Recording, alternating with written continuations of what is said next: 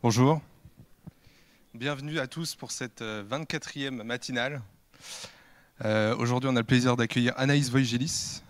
Alors pour information, la matinale est filmée, donc elle sera disponible sur YouTube dans quelques semaines. Alors juste avant de commencer, je voudrais juste faire voir les proportions un petit peu dans la salle. Est-ce que les étudiants, vous pourriez lever la main, s'il vous plaît? D'accord, beaucoup d'étudiants. Les internes à centrale, les professeurs, tout ça? Ok. Et les externes? D'accord, très bien, merci beaucoup. Je laisse le directeur faire le mot d'introduction. Merci beaucoup. Juste pour dire qu'on est très heureux d'accueillir Anaïs Voigelis à l'École centrale de Nantes pour cette nouvelle édition des matinales sur une thématique très importante. D'abord parce qu'on parle d'industrie. Donc voilà, pour une école d'ingénieurs, c'est important puisque la plupart des ingénieurs, une très grande partie des ingénieurs ont vocation à exercer dans le monde de l'industrie ou des services à l'industrie. Donc le fait de savoir s'il y a encore une industrie en France est quand même un sujet important pour une école d'ingénieurs. Et d'autant plus dans la démarche en faveur du développement durable. Ce n'est pas pour rien qu'on est dans les matinales de la transition écologique, puisque la notion d'impact écologique de ce qu'on produit et de ce qu'on consomme est quelque chose de très important. Vous savez que dans le bilan carbone des Français, la part de bilan carbone importé est significative. Donc là, les émissions de CO2 liées aux produits qu'on importe du reste du monde. Et que, évidemment, quand on commence à faire des bilans carbone ou des analyses de cycle de vie, le fait de savoir si le produit qu'on achète a été fabriqué localement avec de l'électricité décarbonée ou à l'autre bout de la planète avec de l'électricité produite avec des centrales au charbon, ça donne évidemment pas le même résultat du tout. Donc au-delà de l'enjeu de souveraineté, de l'enjeu d'activité économique, il y a aussi un enjeu environnemental juste derrière. Sur l'impact carbone et l'impact environnemental de la fabrication des produits selon l'endroit où ça se trouve. Voilà. Donc, sujet passionnant et j'ai hâte d'entendre cette conférence. Merci à tous.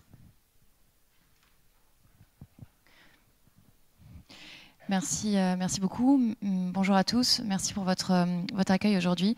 Alors, je vais parler d'un sujet qui est en effet l'industrie et je vais essayer de rendre ça pas trop ennuyeux parce que je sais que parfois quand on dit industrie, on a tendance à se dire qu'est-ce que c'est que ce truc? Est-ce qu'il y a encore de l'industrie en France? Est-ce qu'on a vraiment besoin d'avoir de l'industrie en France? Et ça ne semble pas toujours le sujet le plus sexy au regard de toutes les représentations qu'on a sur l'industrie. Alors je sais que certains voudraient dire il faut rendre l'industrie sexy, c'est pas du tout ce que je vais essayer de vous vendre parce que dans l'industrie il y a des choses qui ne sont pas sexy, mais comme environ tous les secteurs et toutes les activités sur Terre, il y a des choses qui sont géniales et il y a des choses qui le sont beaucoup moins. Il y a des choses qui sont viables dans l'industrie, il y a des choses qui le sont beaucoup moins. Mais quand on dit l'industrie, c'est pas forcément agréable comme métier. Bah, je vous assure, être chauffeur, livreur pour Deliveroo, je suis pas sûre que ce soit beaucoup plus agréable. Donc il faut faire attention à ce qu'on veut mettre derrière l'industrie. Donc je vais essayer de revenir dans un premier temps sur qu'est-ce que l'industrie. Parce que finalement, l'industrie, on en parle beaucoup, surtout depuis mars 2020. Vous n'avez pas un seul politique qui ne vous a pas parlé de désindustrialisation, réindustrialisation, du besoin de renforcer la souveraineté de la France. Bon, très souvent, malheureusement, ce sont des gens qui ne sont jamais allés dans une usine. Donc, ils ont tendance, avec eux, à transporter les représentations qu'on peut avoir autour de l'industrie. Alors, je donne toujours un exemple. Quand vous tapez usine dans votre barre émoticône sur votre téléphone, sur votre ordinateur ou où vous voulez, ce qui ressort, c'est une petite manufacture avec une cheminée qui fume. Et en fait, on s'imagine que l'industrie, très souvent, ce sont des usines avec des cheminées qui fument. Et en réalité, l'industrie, elle est présente partout dans nos vies, à travers les objets qui nous entourent ou qu'on utilise dans notre quotidien, que ce soit pour communiquer, pour se vêtir, pour se soigner, se déplacer et même se nourrir.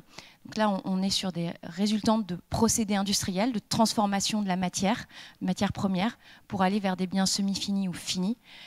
Donc c'est l'industrie manufacturière. Elle est également dans nos vies quotidiennes sans qu'on la voie, par les endroits qu'on va traverser. On va traverser des zones industrielles, mais même parfois dans des zones rurales, on peut passer à côté d'activités industrielles sans le savoir. Parce que l'imaginaire de l'industrie en France, il est aussi très lié à de grands noms. Airbus, Safran, Thales, éventuellement des grands noms de la chimie ou de la pharmacie, des Sanofi, des L'Oréal dans la cosmétique et bien d'autres.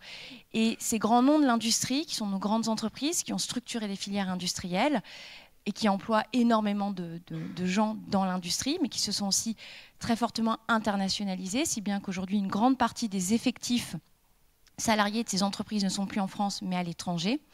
Elles sont aussi des acteurs qui font vivre l'écosystème parce qu'elles emploient de nombreux sous-traitants. Et ces sous-traitants, souvent, c'est ceux qu'on ne voit pas. Ce sont tous les noms de l'industrie qu'on ne connaît pas. Et pourtant, vous allez traverser une zone industrielle, vous allez passer à côté d'activités de mécano-soudure, de chaudronnerie, d'emboutissage, de plasturgie, des métiers qui ont l'air beaucoup plus ubuesques que quand on parle de la chimie, et pourtant qui font vivre des gens et qui sont présents et ancrés dans les territoires. Et ça, c'est l'industrie qu'on ne voit pas, c'est l'industrie qui est en dehors de nos représentations et qui existe aussi. Ça ne veut pas dire qu'il faut les opposer, ça veut juste dire que l'industrie, ce n'est pas uniquement des unités qui fument et qui sont visibles de loin, c'est une diversité de tailles d'activité, de tailles d'entreprise. Alors, quand on parle d'industrie, on parle souvent d'industrie manufacturière, et je reviendrai sur les chiffres juste après, mais on peut avoir une conception plus large de ce qu'est l'industrie. C'est-à-dire, il y a d'autres activités industrielles, des activités d'extraction, tout ce qui va être mine, minerai, et on reviendra sûrement dessus, peut-être même dans vos questions. On va avoir parfois intégré dans la définition de l'industrie tout ce qui va être activité d'assainissement des eaux et d'autres choses. Et derrière cette activité d'industrie et de la symbolique qu'on peut avoir, il y a aussi parfois une vision étendue qu'on peut avoir de l'industrie, c'est-à-dire tous les services qui sont associés à l'industrie. La maintenance, la logistique, même parfois des activités de conseil, c'est-à-dire des activités qui ne resteraient pas sur le territoire national si demain on passait à 0% de point de PIB de production industrielle. Et il y a aussi l'idée d'aller vers une notion, et c'est Pierre Vels qui la défend, d'hyper-industrie, c'est-à-dire l'industrie augmenter des services et de se dire que finalement aujourd'hui on ne vend plus tant un bien, mais c'est tout le discours que vous allez pouvoir entendre sur le fait qu'on vend un usage autour d'un produit, on va vendre un service autour de ce produit, ça peut être un service de maintenance, ça peut être un service autour de l'optimisation de l'usage de ce produit, etc. Donc finalement, l'industrie, on a besoin de retenir quoi? C'est une activité de transformation de la matière première pour aller vers un bien fini ou semi-fini, mais il y a aussi énormément d'autres activités qui sont liées à l'industrie et donc on peut rattacher dans cette définition de l'industrie. Maintenant, si j'en viens sur le poids de l'industrie en France, vous avez peut-être vu passer cette carte des Échos, qui a donné lieu à beaucoup de publications. Bon, je ne vais pas me moquer des gens qui ont fait des publications, j'en ai fait une moi-même, donc ce serait l'hôpital qui se moque de la charité, mais qui a un peu choqué, parce que qu'est-ce qu'on voit? On dit, selon les données de la Banque mondiale, l'industrie manufacturière pèse en France aujourd'hui, dans le PIB, 9%. 9%, c'est le même poids que la Grèce. Alors certains ont dit la Grèce, elle reste stable. Oui, enfin, sauf que si on regarde les chiffres de l'industrie en Grèce, on prend les données harmonisées européennes, on les a à partir de 1990. La Grèce, elle fait de 11% à 9%. Donc la Grèce reste stable et n'a jamais été un pays industriel, comme la France. La France, elle est à 14% en 2000, mais si je regarde en 1960-1970, le poids de l'industrie manufacturière, c'était 23%. Par contre, ce qu'on voit, c'est qu'il y a des dynamiques européennes qui ne sont pas les mêmes, que la France, si je reprends sur des séries statistiques longues, a toujours été moins industrialisée qu'un pays comme l'Allemagne, même si tous les pays connaissent ce mouvement de désindustrialisation. La désindustrialisation en France, elle commence, les mouvements de destruction d'emplois industriels, de fermeture d'activités commencent assez tôt. La crise de l'acierie en Lorraine, ça commence dans les années 60.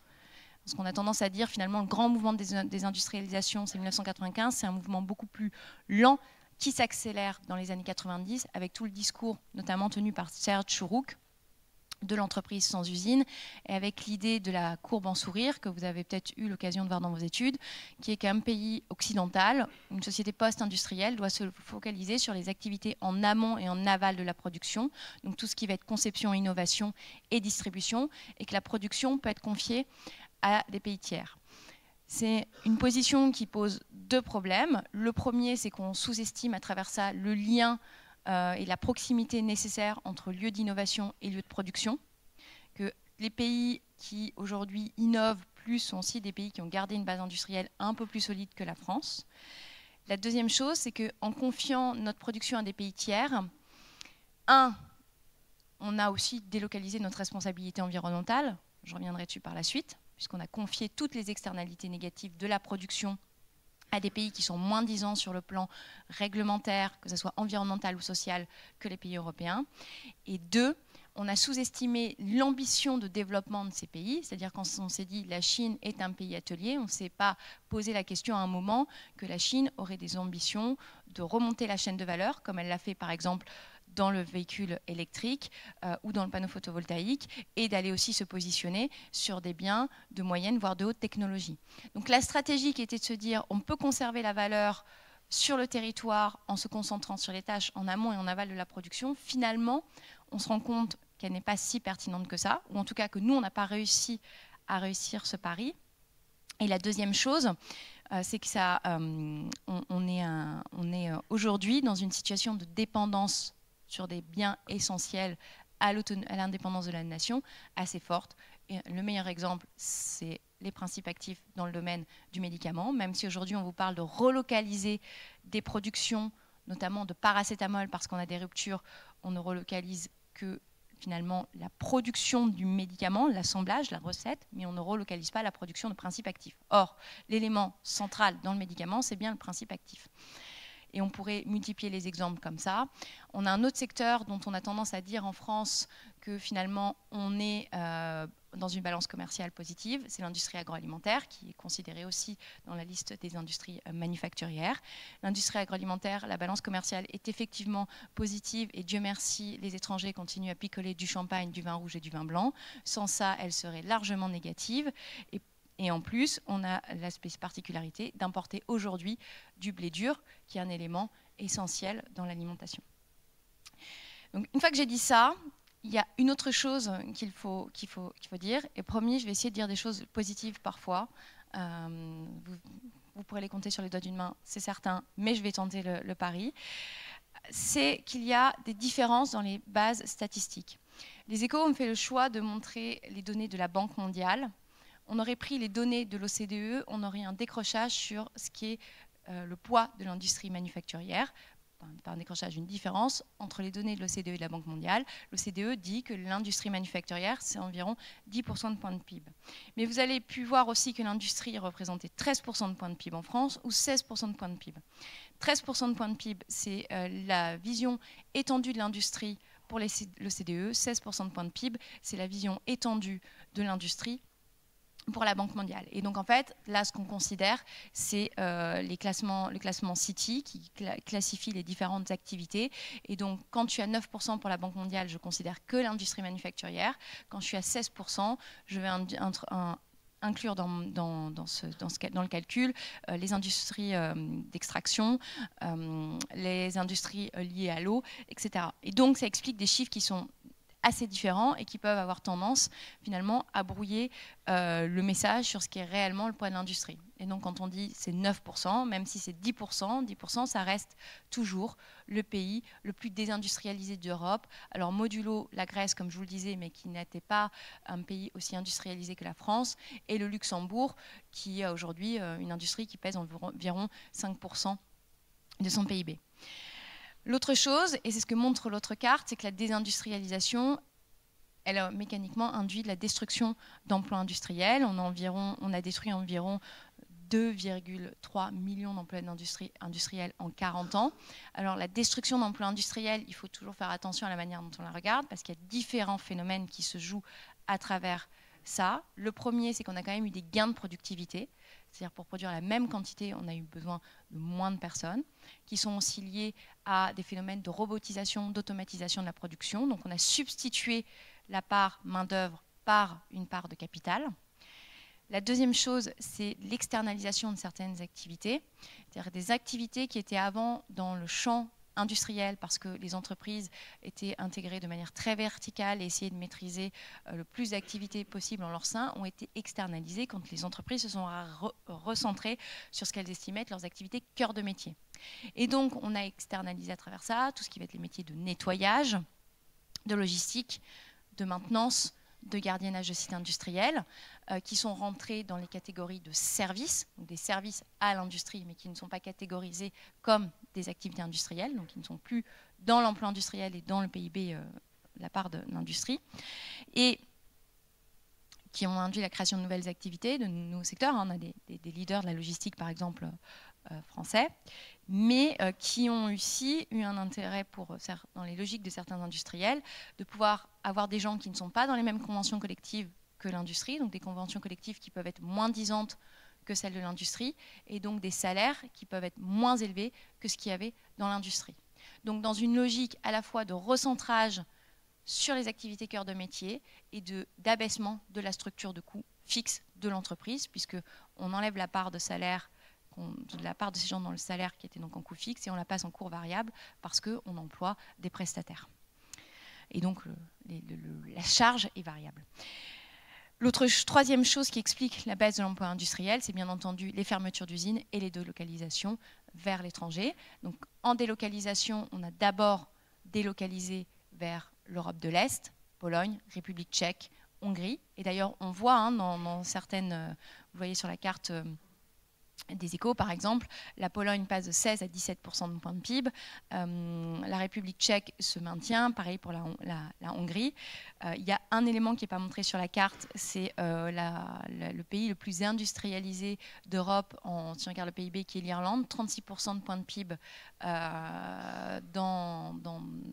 pour l'industrie manufacturière, qui s'explique a priori par des phénomènes de mécanismes l'Irlande ayant une fiscalité très basse, on a des mécanismes de transfert de coûts et de charges là-bas, et finalement pas un niveau de base industrielle aussi élevé que ce qui est affiché plutôt. Et derrière la désindustrialisation, on a aussi des dynamiques territoriales, et des dynamiques territoriales qui jouent dans la réindustrialisation.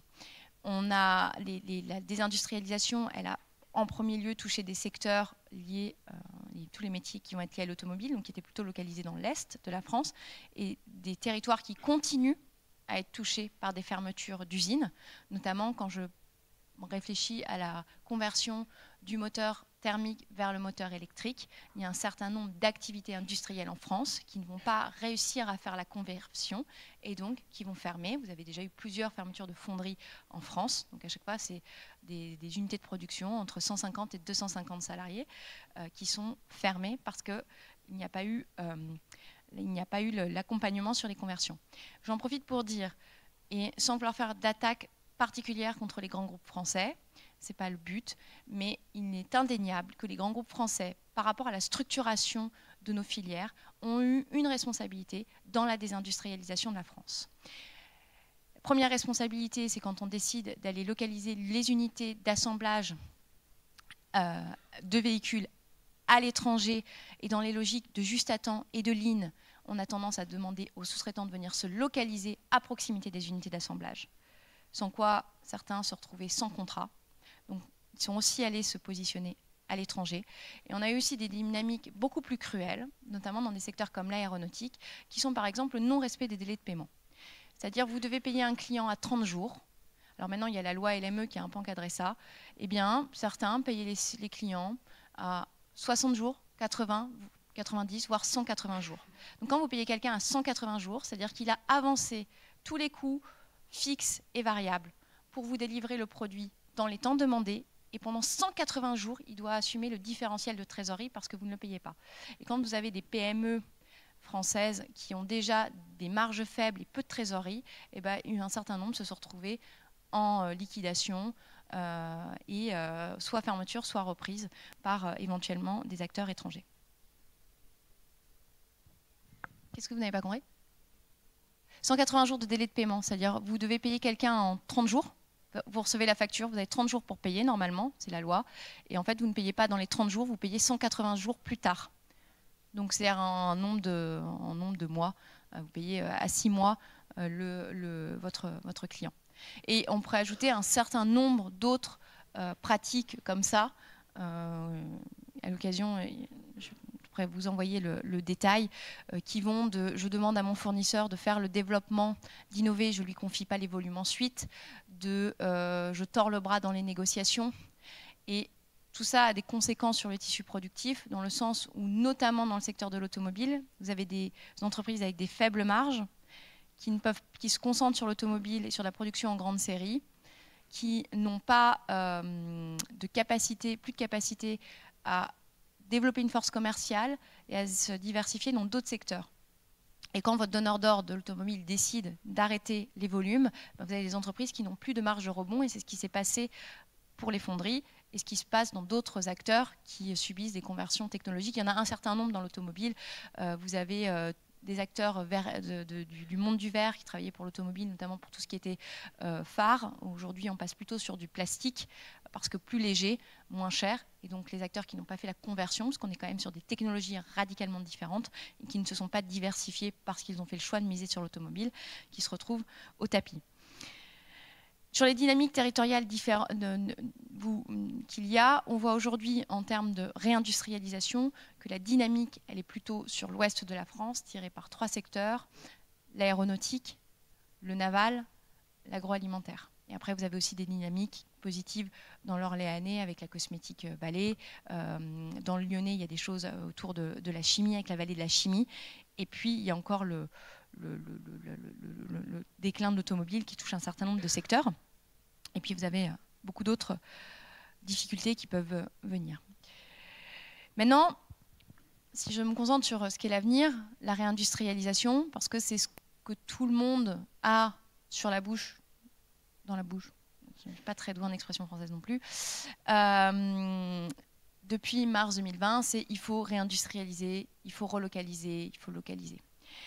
Alors, on a tendance à opposer relocalisation et réindustrialisation. La relocalisation, c'est le fait de rapatrier une activité sur un territoire et qui a été préalablement délocalisée à l'étranger.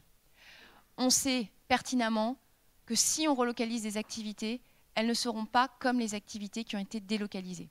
Si je le dis de manière grossière, il n'y aura plus d'usine à 10 000 salariés en France.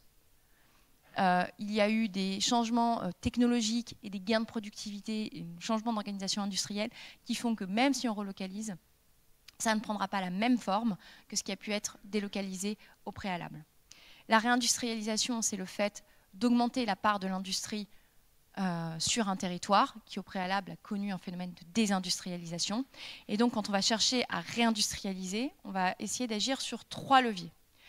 Premier levier, assez basique, c'est maintenir le tissu productif existant. On a un peu tendance à l'oublier. Je vois beaucoup de gens qui disent enfin bon, on va changer complètement l'industrie, on va miser sur les medtech, sur les biotech, sur tout ce que vous voulez, surtout le futur qui fait briller les yeux de tout le monde, sans considérer au demeurant la question environnementale de tous ces machins, et qui oublie au demeurant que même pour faire toutes ces choses extraordinaires qu'on nous promet, on aura besoin de métiers industriels classiques, on aura besoin d'activités industrielles historiques. On aura toujours besoin de produire de l'aluminium en France, on aura toujours besoin de produire de l'acier en France, y compris dans des logiques de réindustrialisation et de localisation de nouvelles activités.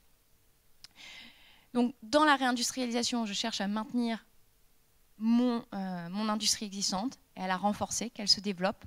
Je cherche à faire revenir des activités sur le territoire français qui peuvent être de nature différente, mais finalement, il y a entre ce que les entreprises pourraient avoir l'ambition de relocaliser, et en général, quand elles relocalisent, elles passent par une démarche de design to cost, c'est-à-dire qu'elles prennent le produit qu'elles ont en Asie, elles réfléchissent comment elles peuvent le produire en France à même coût.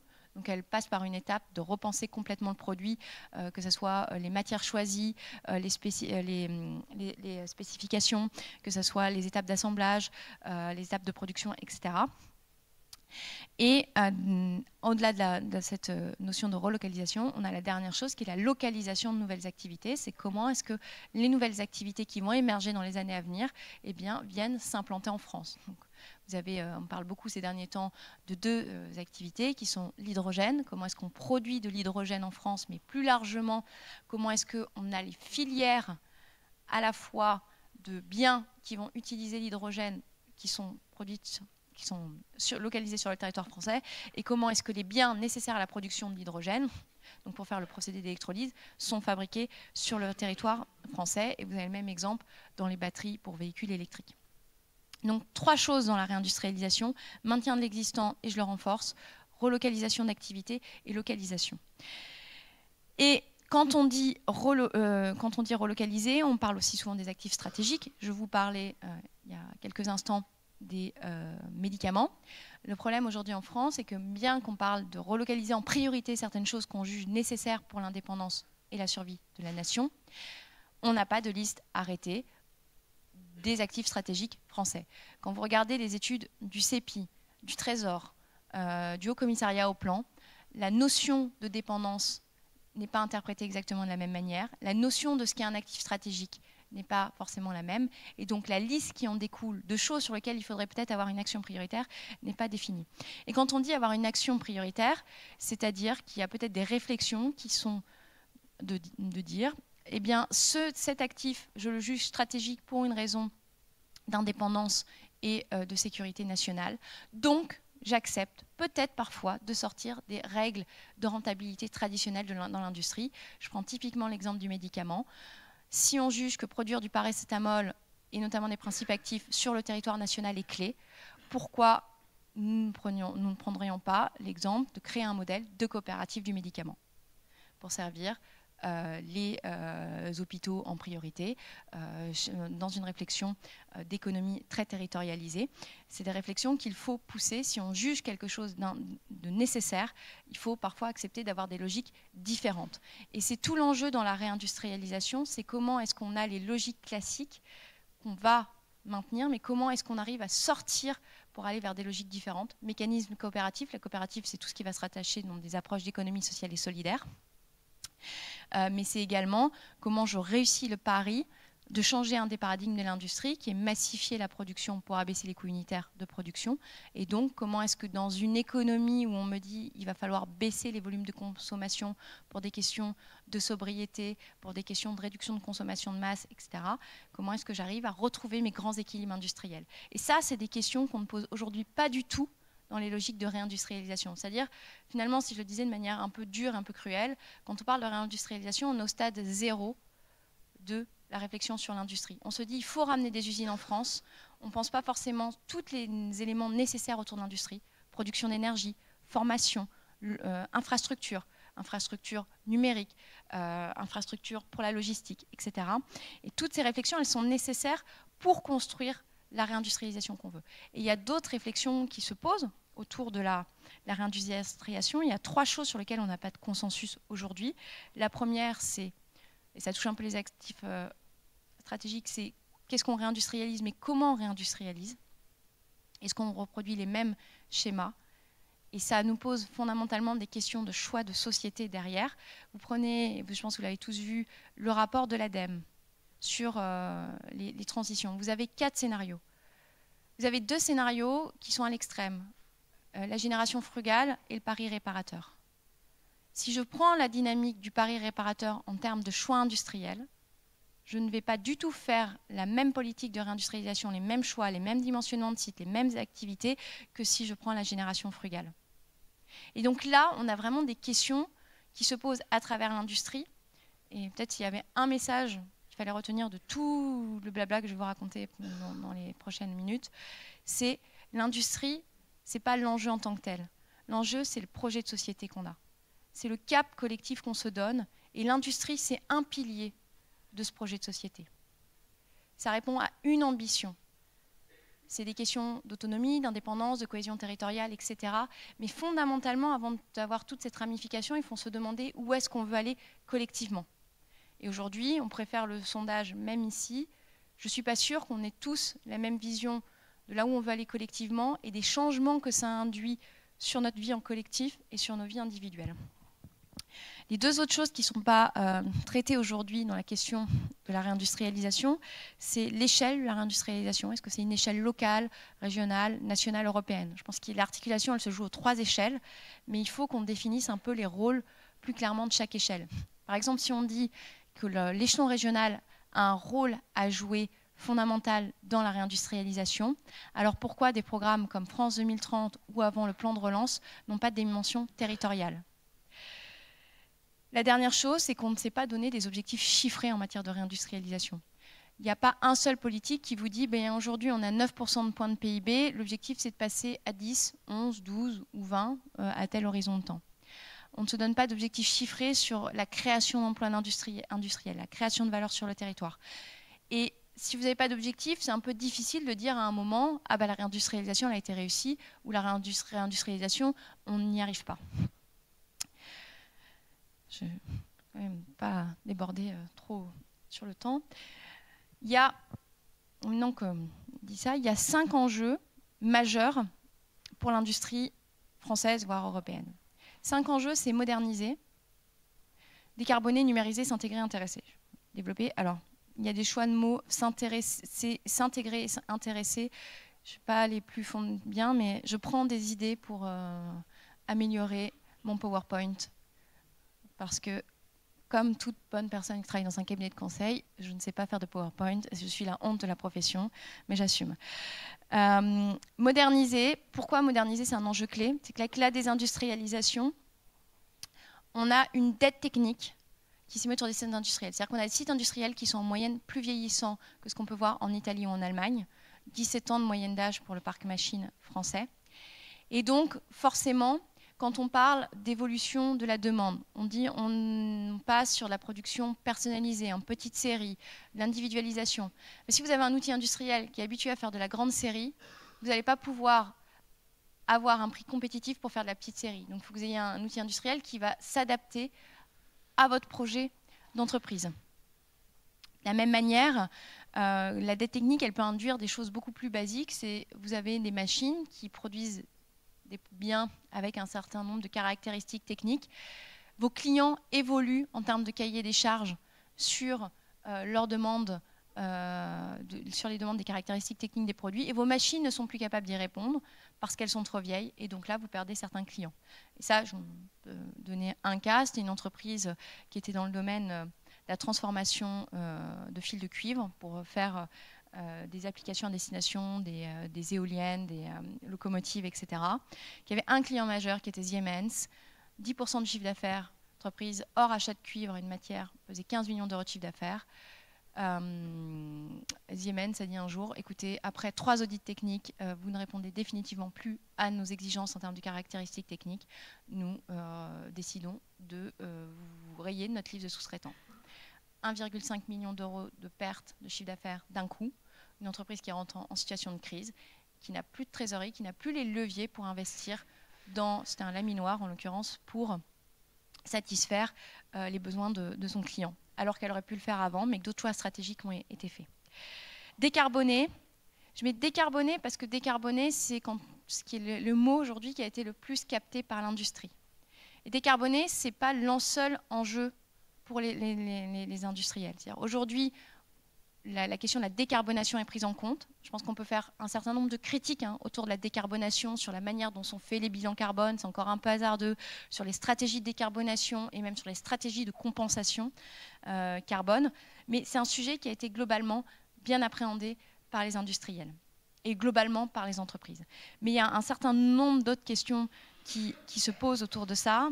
C'est la transformation de certaines activités.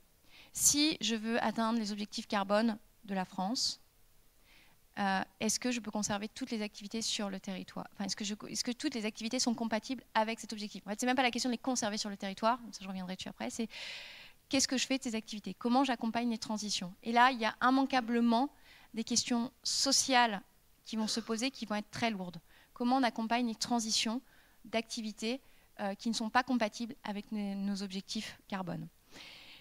C'est se poser des questions sur la manière dont on conçoit les produits pour répondre à ces enjeux environnementaux.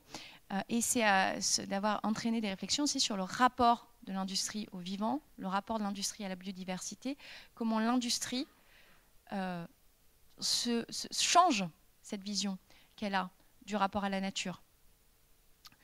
parce que derrière la tradition industrielle française, vous trouvez le saint-simonisme Descartes, Descartes, l'homme maître et possesseur de la nature. Et aujourd'hui, on doit changer ce paradigme. Et changer ce paradigme, c'est l'industrie, mais c'est collectivement. Hein.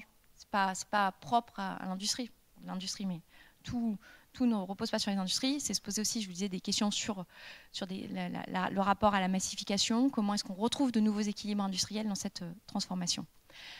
Troisième enjeu, c'est le numérique.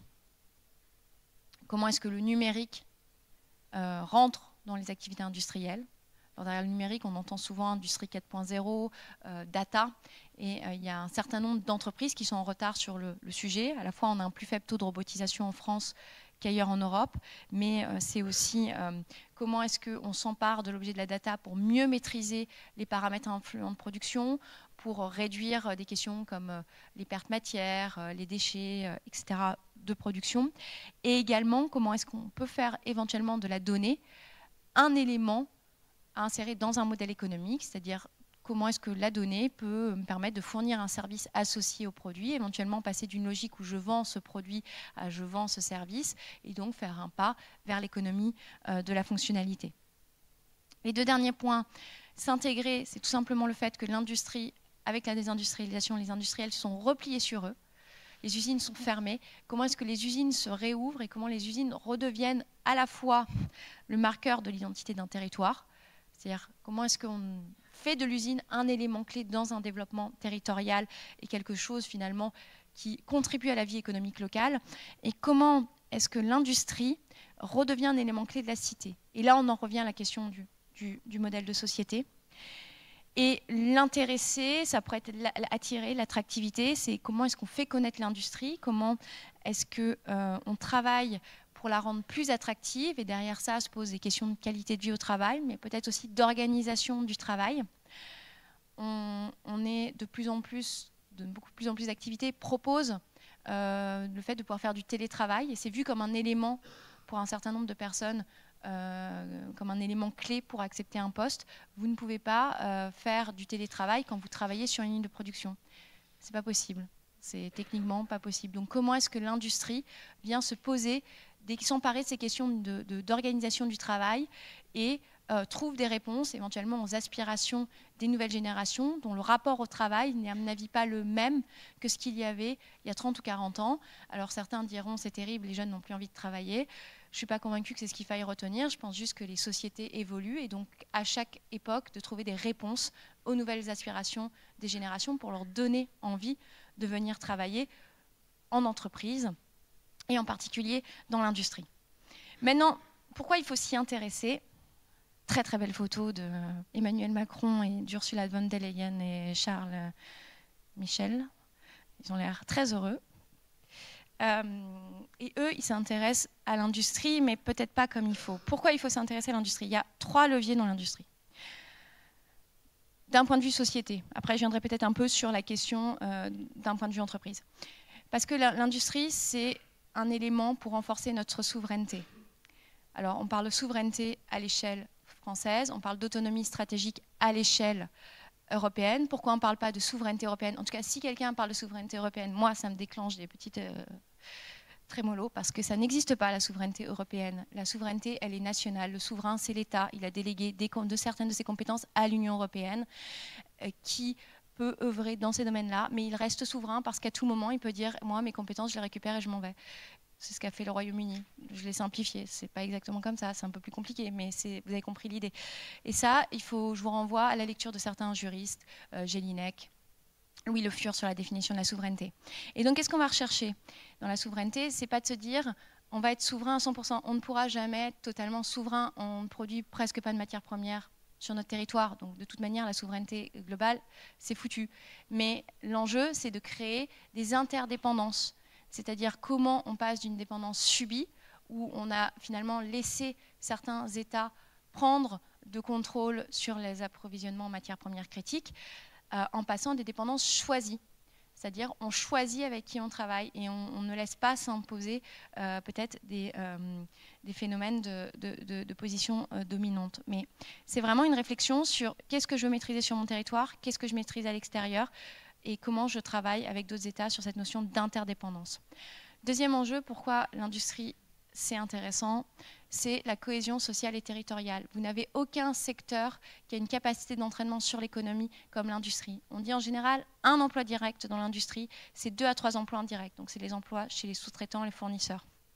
Et des emplois induits, donc les emplois induits, c'est les emplois que vous créez par les phénomènes de consommation sur le territoire, par l'utilisation de la fiscalité, etc. Et il y a une capacité aussi que l'industrie a, enfin, 2 choses, c'est que l'industrie, elle peut s'implanter finalement à peu près partout en France, modulo les disponibilités de ressources, d'infrastructures, mais on peut imaginer avoir une implantation assez large de l'industrie. Et la deuxième chose, c'est que vous avez quelque chose que moi j'ai vu dans l'industrie que je n'ai pas vu ailleurs. C'est que dans l'industrie, vous avez une diversité sociale.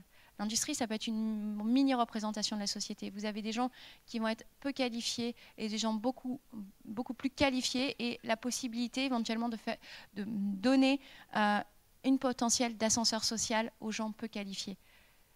Quand vous êtes dans une boîte d'ingénieurs, vous n'êtes qu'avec des cadres.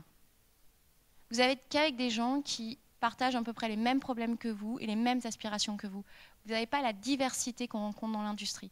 Et l'industrie, un de ses rôles pendant longtemps, c'était aussi ce rôle d'ascenseur social, et il faut faire attention dans ces logiques de relocalisation où on va beaucoup plus automatiser les sites, ce qui est un enjeu de compétitivité, mais c'est aussi de ne pas avoir cette diversité puisqu'on ne va pas faire venir les mêmes métiers. Si vous avez une unité très automatisée, vous allez plutôt chercher des compétences de gens qui maîtrisent les algorithmes, de la maintenance informatique, et pas forcément des gens qui vont être plutôt sur une formation ouvrier ou technicien. Donc ça, c'est une deuxième chose, c'est la cohésion sociale et territoriale. Et le troisième enjeu de pourquoi il faut s'intéresser à l'industrie, il y aura un quatrième enjeu qui est la soutenabilité de notre modèle social et l'équilibre de la balance commerciale, mais je ne vais pas rentrer dedans parce que je ne vais pas avoir le temps de tout raconter.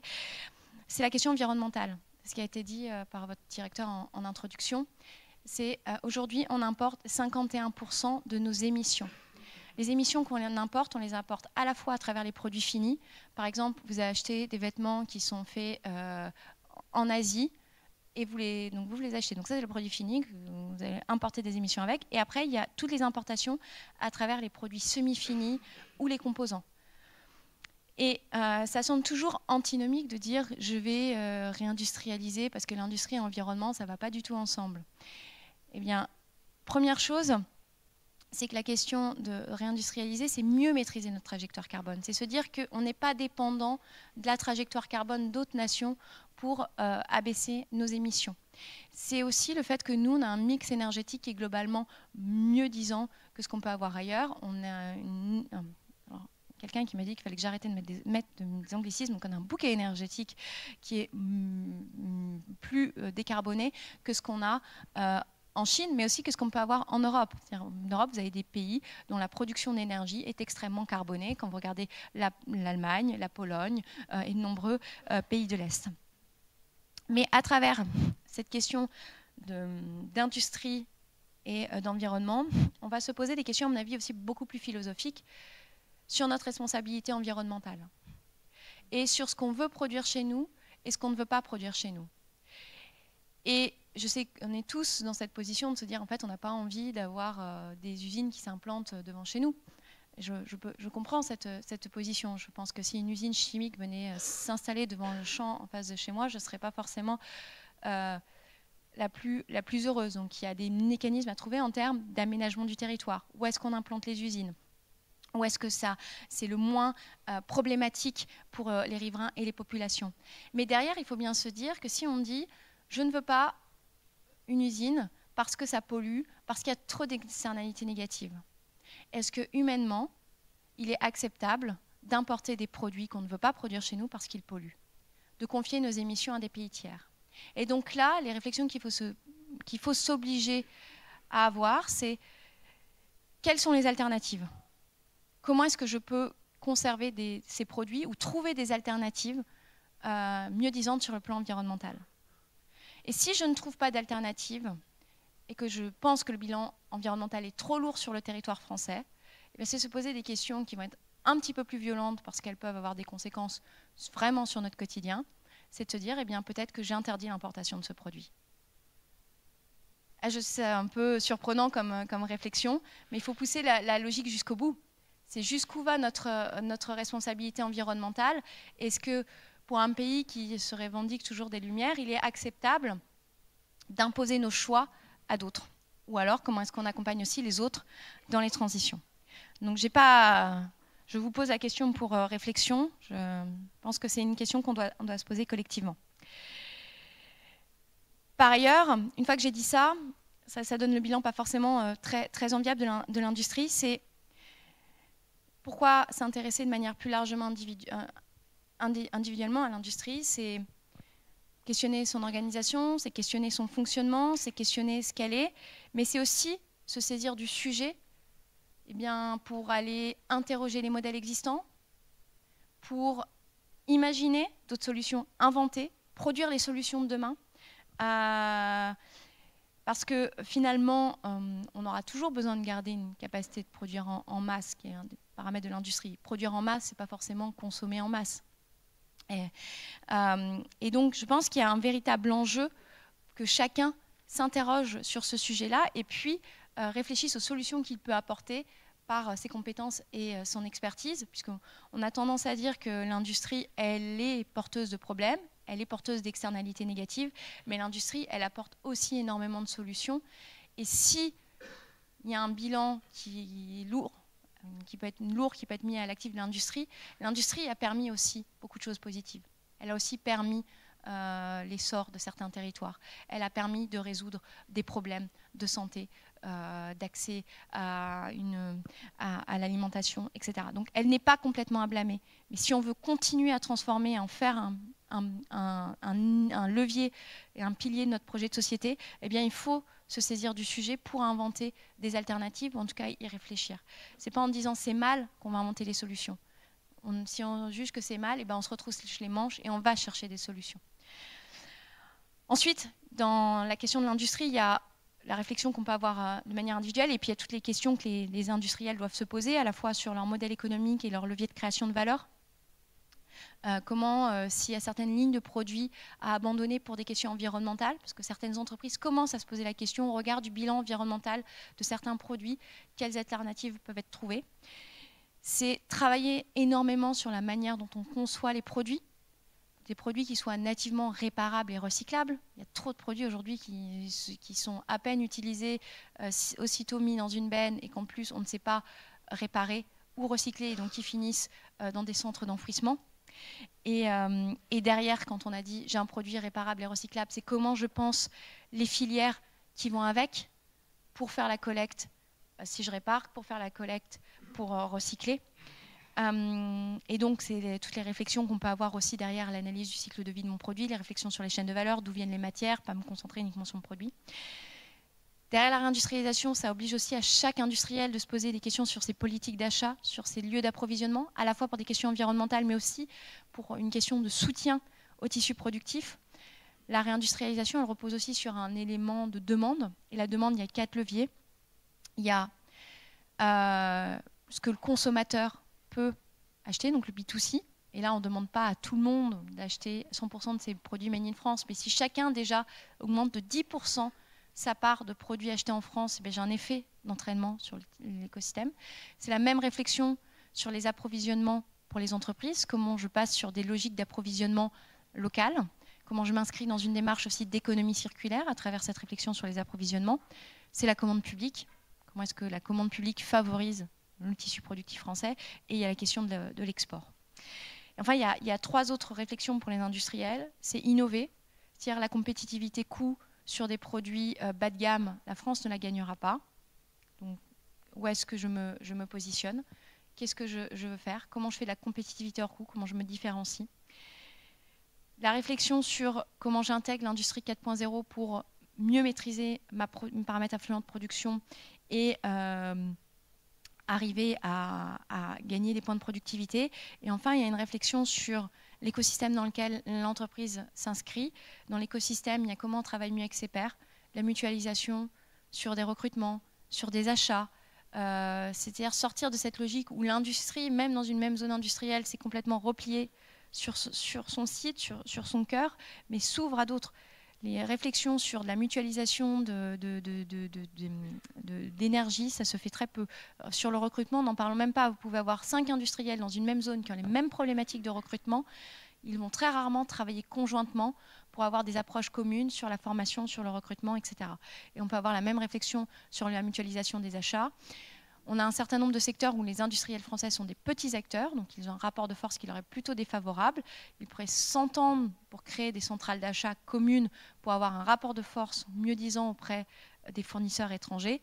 Et ça se fait que trop rarement, parce que c'est des logiques qui ne sont pas du tout pensées en France. On est un pays qui souffre d'un manque de coopération entre les entreprises par rapport à un pays comme l'Italie ou comme l'Allemagne, où on n'a pas de réflexion sur les chaînes de valeur, sur comment est-ce qu'on peut mieux travailler ensemble et grandir ensemble, mais plutôt des logiques où on se regarde en chien de faïence en se disant « tiens, il est concurrent, il va peut-être me rendre des parts de marché ». C'est un peu... Alors je caricature bien sûr un petit peu, mais c'est un vrai sujet. Et derrière l'écosystème, vous avez toutes les réflexions sur comment l'industrie apprend à travailler ou réapprend à travailler plus avec les écoles, avec les centres de recherche. Comment est-ce qu'on arrive à transformer la recherche fondamentale en recherche appliquée, tous ces liens-là. Et puis derrière, la question du financement. Et le financement, c'est à toutes les étapes de la vie d'une entreprise, qu'elle soit une start-up, une entreprise en développement, mais qui est dans une situation saine, que ce soit une entreprise en restructuration ou une entreprise en transmission. On a besoin d'avoir des acteurs qui viennent soutenir le développement de ces entreprises à tous leurs âges. Sinon, qu'est-ce qui se passe quand elles sont en restructuration? Si on n'a pas d'acteurs français, eh bien, elles peuvent passer sous pavillon étranger, ce qui n'est pas terrible en termes de souveraineté et d'autonomie stratégique.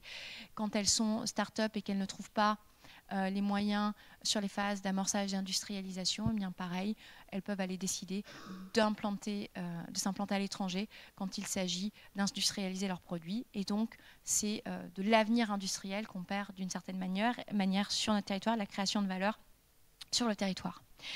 Je vais terminer, parce que je suis vraiment trop longue, sur les défis actuels pour l'industrie. Il y en a beaucoup. On est dans une crise énergétique qui est quand même de nature à légèrement freiner toutes nos ambitions de réindustrialisation, qui ne touche pas que la France, qui touche d'autres pays européens, mais qui commence à induire certains industriels à se dire, eh bien, les activités de localisation de nouvelles activités en France, on ne va pas le faire parce que c'est pas bon en termes énergétiques. C'est ce que dit par exemple les réflexions qu'a Verkor dans le domaine des batteries pour véhicules électriques. C'est des acteurs qui disent je vais durablement me désintéresser de l'Europe pour aller m'implanter à l'étranger. Et là-dedans, vous pouvez trouver des BASF, le chimiste allemand, ou des acteurs français comme Valeo ou Safran qui se questionnent sur l'implantation d'un site futur. Et ce qui est problématique, c'est que ça reste quand même des grands donneurs d'ordre qui ont un effet d'entraînement sur tout le tissu industriel local. Et donc, s'ils ne s'implantent pas en France, eh bien, c'est tout le tissu, ou s'ils se détournent de la France et de l'Europe, c'est tout le tissu industriel français qui peut être touché. Cette crise énergétique, elle se passe dans un contexte qui est particulier.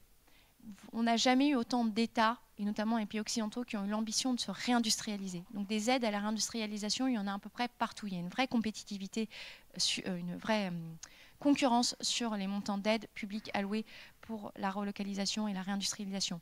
Vous avez les États-Unis qui mettent beaucoup d'argent sur la table. On a une concurrence aussi en Europe avec l'Allemagne, et puis vous avez des pays d'Asie qui ont envie de soutenir la relocalisation d'activités industrielles. Avec un risque, c'est que par exemple, tout le monde dit demain, je veux produire des semi-conducteurs pour des questions de souveraineté sur mon territoire. Ce qui est pertinent, mais ce qui présente un risque, qui est qu'on ait une surchauffe mondiale à terme, parce qu'on va avoir une surcapacité de production, et donc, à un moment, eh bien, on va reconnaître le schéma qu'on a connu. On a investi dans des sites, ils ont duré quelques années, et puis ils ferment, et on rentre dans la spirale infernale de la désindustrialisation. J'ai un autre phénomène qui est l'Inflation Reduction Act aux États-Unis, qui est vraiment la chose pas simple à gérer pour les Européens et qui peine à répondre face à ça. L'Inflation Reduction Act dit une chose, c'est si vous voulez toucher un crédit d'impôt, il faut que le véhicule que vous achetiez ait été assemblé sur le territoire américain, nord-américain, contre le Canada et le Mexique. Et ils vont remonter comme ça toute la chaîne de valeur. De fait, nous ne savons pas faire la même chose en Europe. Nous ne savons pas le faire à l'échelle française pour des questions de droit européen. Nous ne savons pas le faire à l'échelle européenne. Donc le risque, c'est que l'Europe se retrouve prise en étau entre les véhicules électriques pas chers produits par des BYD, par exemple,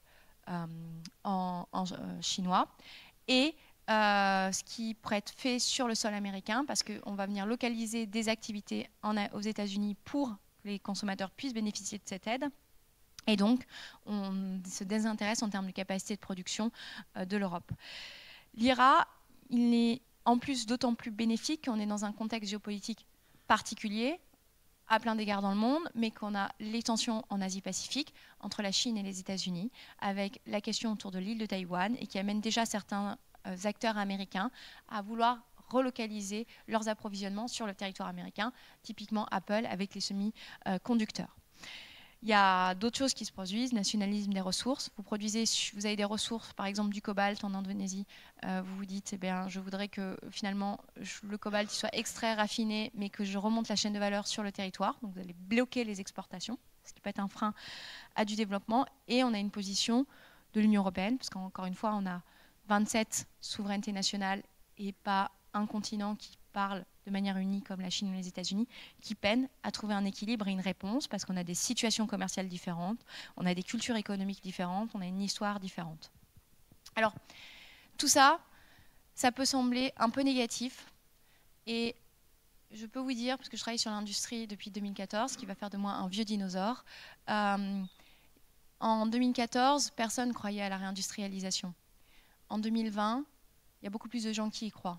Mais surtout, vous avez des industriels qui sont prêts, et surtout des PME, ETI, qui sont prêtes à se battre corps et âme pour garder une activité sur le territoire, qui intègrent la question environnementale, parfois de manière maladroite, qui ne savent pas par quel bout le prendre, mais qui, je vous assure, ont envie de faire des choses, essayent de prendre le sujet à bras-le-corps avec les moyens qu'elles ont et leur compréhension du sujet. Et ces gens, ils ont envie de produire en France, d'innover, de faire vivre le territoire. Et je pense que c'est ce qu'il y a, et sans être nationaliste, sans se dire que tout doit tourner autour du nombril de la France et qu'on doit tous se concentrer sur notre pays, il y a une dynamique qui est, et je n'ai pas mis la dernière slide, vous avez compris ce de quoi je voulais parler, il y a une dynamique qui est assez exceptionnelle. Et je pense que le rôle de chacun, c'est de se saisir de cette dynamique, de se poser la question, de réflexion sur le projet de société, de s'intéresser au sujet. Je ne vous demande pas de devenir des passionnés d'industrie comme je le suis, bien que quand on est à Centrale, on a peut-être plus de légitimité à s'intéresser à l'industrie que quand on vient des sciences sociales comme moi. Mais ne laissez pas les autres s'emparer des sujets, parce qu'ils décideront pour vous et ils décideront de votre avenir pour vous. Derrière la situation dans laquelle on est, sur les questions environnementales dans l'industrie, il y a un boulevard. Personne ne sait comment les traiter. Et là, vous avez un enjeu de vous saisir de ces sujets dans les activités industrielles pour les accompagner dans leur transformation. Et derrière, c'est la création de valeur sur le territoire. Et derrière la création de valeur sur le territoire, c'est la soutenabilité de notre modèle. Et je pense que le modèle français, il y a plein de critiques qu'on peut faire sur la France et sur son gouvernement, mais il y a aussi beaucoup de gens qui envient la France pour ce qu'elle est, c'est-à-dire un système de santé qui reste quand même efficace, un système... Alors, efficace, on peut le critiquer bien sûr, hein, mais un système scolaire qui permet à peu près à n'importe qui d'accéder à un doctorat en payant très peu de frais de scolarité. Alors certes, il y a plein de frais annexes, mais avec un haut niveau de formation et un certain nombre d'autres avantages qu'on doit préserver.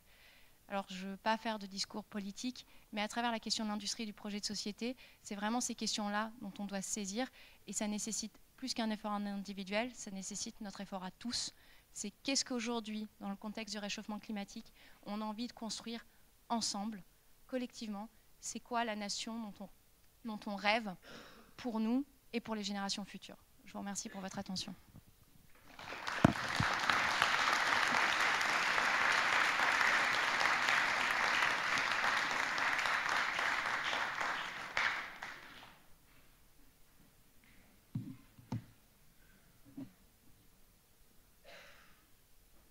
Merci beaucoup, c'était très riche et très intéressant. Maintenant, on va prendre quelques questions du public. On a encore le temps, on a encore 1 heure de questions. Donc n'hésitez pas, on va venir avec un micro.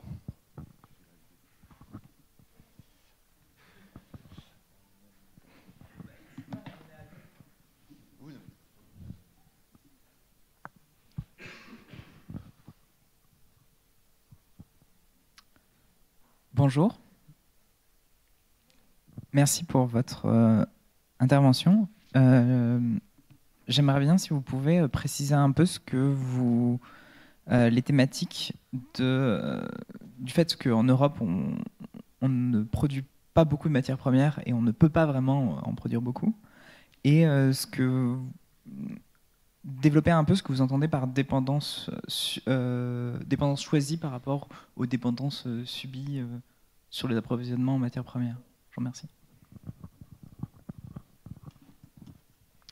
Merci pour la question. Alors, sur la question de matières premières, on n'en produit pas beaucoup aujourd'hui en Europe. On peut se poser la question, c'est les questions qui sont en train de se poser autour du lithium, sur ce qu'on peut produire réellement sur le territoire français ou européen, qui vont poser des questions d'acceptabilité. Est-ce qu'on a envie de réouvrir des mines en France ou pas? Si on ne veut pas, comment on continue à assurer les approvisionnements? Parce qu'aujourd'hui, même si on recycle un certain nombre de matières premières, l'inflation sur certaines matières comme le cuivre, le lithium, etc., le recyclage dans un premier temps ne suffira pas pour être en circuit fermé. Et donc quand on dit dépendance choisie, par exemple, on a un certain nombre de pays aujourd'hui qui produisent des matières premières, qui est un levier de création de valeur pour eux, mais qui finalement ne captent pas toute la valeur qu'il pourrait y avoir autour de la production de ces matières premières. Parce que la production de matières premières, c'est à la fois une étape d'extraction puis de raffinage de ces matières premières, et que dans beaucoup de matières premières critiques, notamment, donc les matières premières critiques, c'est une liste qui a été faite par l'Union européenne. Enfin, ce qui est d'ailleurs intéressant, c'est que si vous regardez la liste faite par l'Union européenne de ces matières premières critiques et la liste faite par les États-Unis des matières premières critiques, vous n'allez pas avoir exactement la même chose. Les États-Unis ont une définition beaucoup plus large des matières premières critiques. Mais donc, dans l'extraction et le raffinage d'un certain nombre de matières premières, aujourd'hui, le pays qui est leader, c'est la Chine. Et donc, c'est de se dire, comment est-ce que je vais arriver à diversifier mes approvisionnements en ayant d'autres acteurs que des acteurs chinois dans ce domaine-là. Et donc, par exemple, si je prends les pays d'Afrique, c'est comment j'ai des acteurs africains, des entreprises africaines, alors, qui vont, elles, opérer dans ce domaine-là et avoir une diversité d'acteurs qui opèrent dans ce domaine d'extraction et de raffinage des matières premières et pas seulement une concentration d'acteurs. D'autant plus que la Chine, il y a deux choses qui se posent derrière, c'est qu'elle-même a beaucoup de réserves en matières premières critiques, donc elle consomme ce qui se passe dans le monde et pas toujours ses ressources en premier lieu. Et la deuxième chose, c'est qu'elle a une stratégie qui s'est faite quand les autres pays ont clairement sont détournés des pays d'Amérique du Sud ou d'Afrique, c'est qu'elle a inclus ça dans ses réflexions autour des nouvelles routes de la soie, comment je contrôle des routes d'approvisionnement de ces pays vers la Chine et aussi de diffusion des produits, avec la maîtrise d'infrastructures, des contrats à long terme sur l'exploitation d'un certain nombre de gisements. Et donc c'est voilà la réflexion de se dire, je diversifie mes approvisionnements, je diversifie les entreprises et j'aide éventuellement, j'accompagne le développement, la reconstruction de certaines filières dans certains pays pour qu'il y ait la création de valeur aussi sur ces pays-là.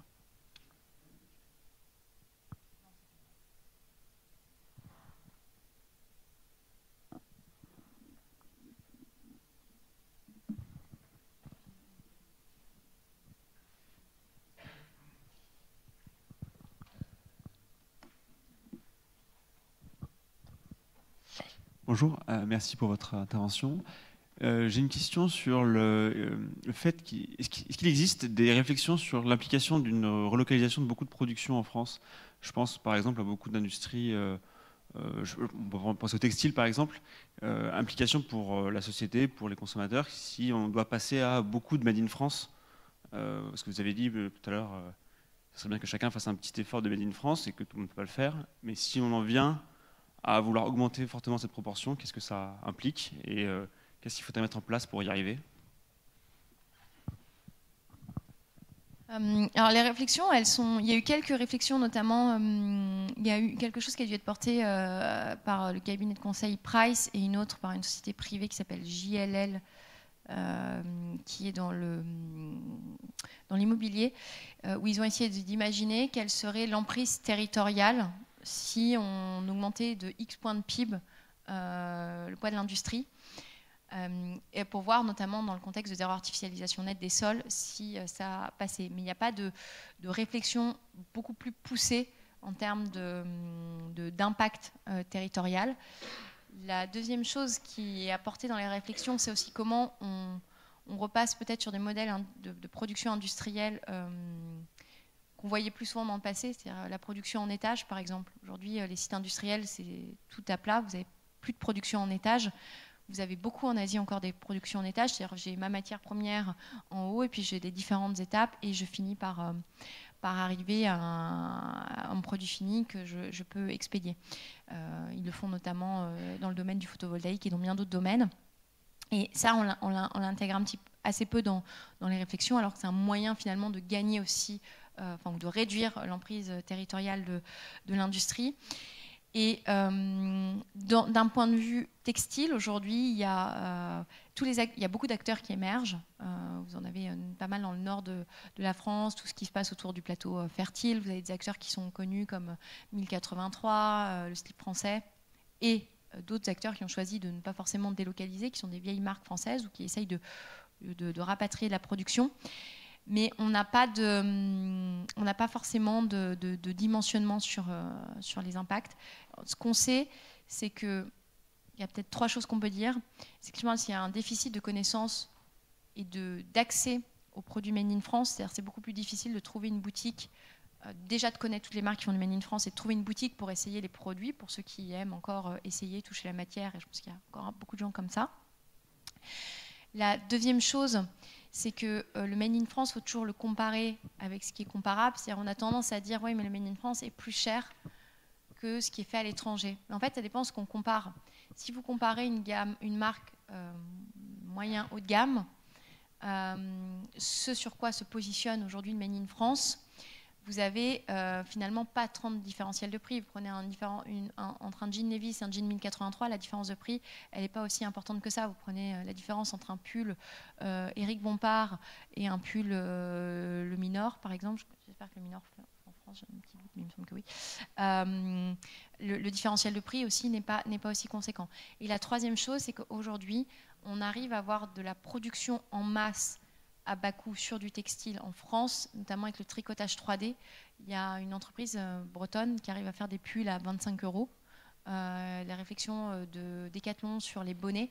Donc là, on est sur un prix beaucoup plus compétitif. La question est, dans le domaine du textile en particulier, c'est est-ce qu'on veut, même si on veut on va avoir des prix accessibles à tous pour des questions de pouvoir d'achat.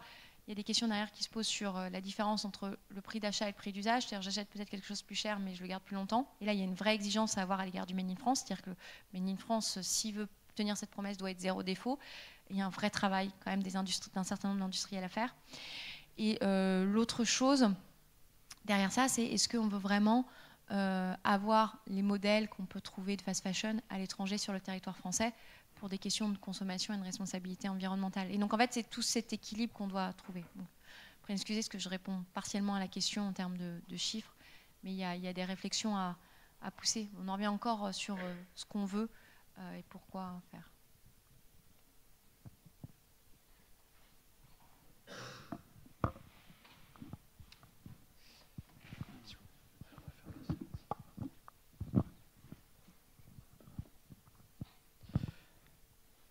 Bonjour et merci pour votre intervention. Je me demande si aujourd'hui l'opinion publique générale est prête au choix fort qu'il va falloir prendre par les politiques, ou est-ce que les politiques ont le courage nécessaire pour faire tous ces choix? Est-ce qu'on parle vraiment de choix stratégiques, notamment au niveau du nucléaire? Ça ne plaît pas à tout le monde pour de bonnes ou de mauvaises raisons. Est-ce que vous pensez qu'on va être capable socialement et politiquement de faire cette transition? C'est la question à 3 000 $. Qui arrive toujours à un moment dans les conférences. C'est pour ça que les questions, c'est toujours compliqué. Est-ce que l'opinion est prête à faire des choix? Alors, sur le nucléaire, je pense qu'il y a peut-être plus d'acceptation qu'il y en avait avant. Mais la question en fait, du nucléaire, elle se pose de la même manière sur...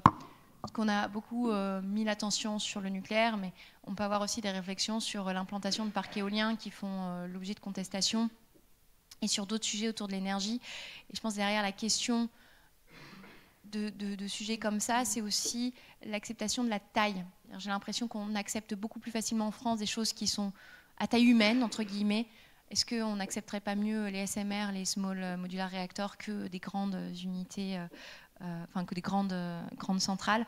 Et on peut poser les mêmes réflexions sur l'industrie, puis avec des acceptabilités qui sont, la capacité à accepter qui n'est pas exactement la même d'un territoire à l'autre. Par exemple, le nord de la France accepte beaucoup plus facilement l'implantation de méthaniseurs que ce qui se passe dans l'ouest. Sans dire si c'est bien ou mal les méthaniseurs, c'est juste qu'on voit qu'on a des capacités à accepter le sujet qui varient d'un territoire aussi en fonction des cultures industrielles. Je pense que si on fait un effort de pédagogie, de poser bien les sujets sur la table, de faire un vrai travail de concertation en amont, l'opinion publique est capable d'accepter un certain nombre de choses.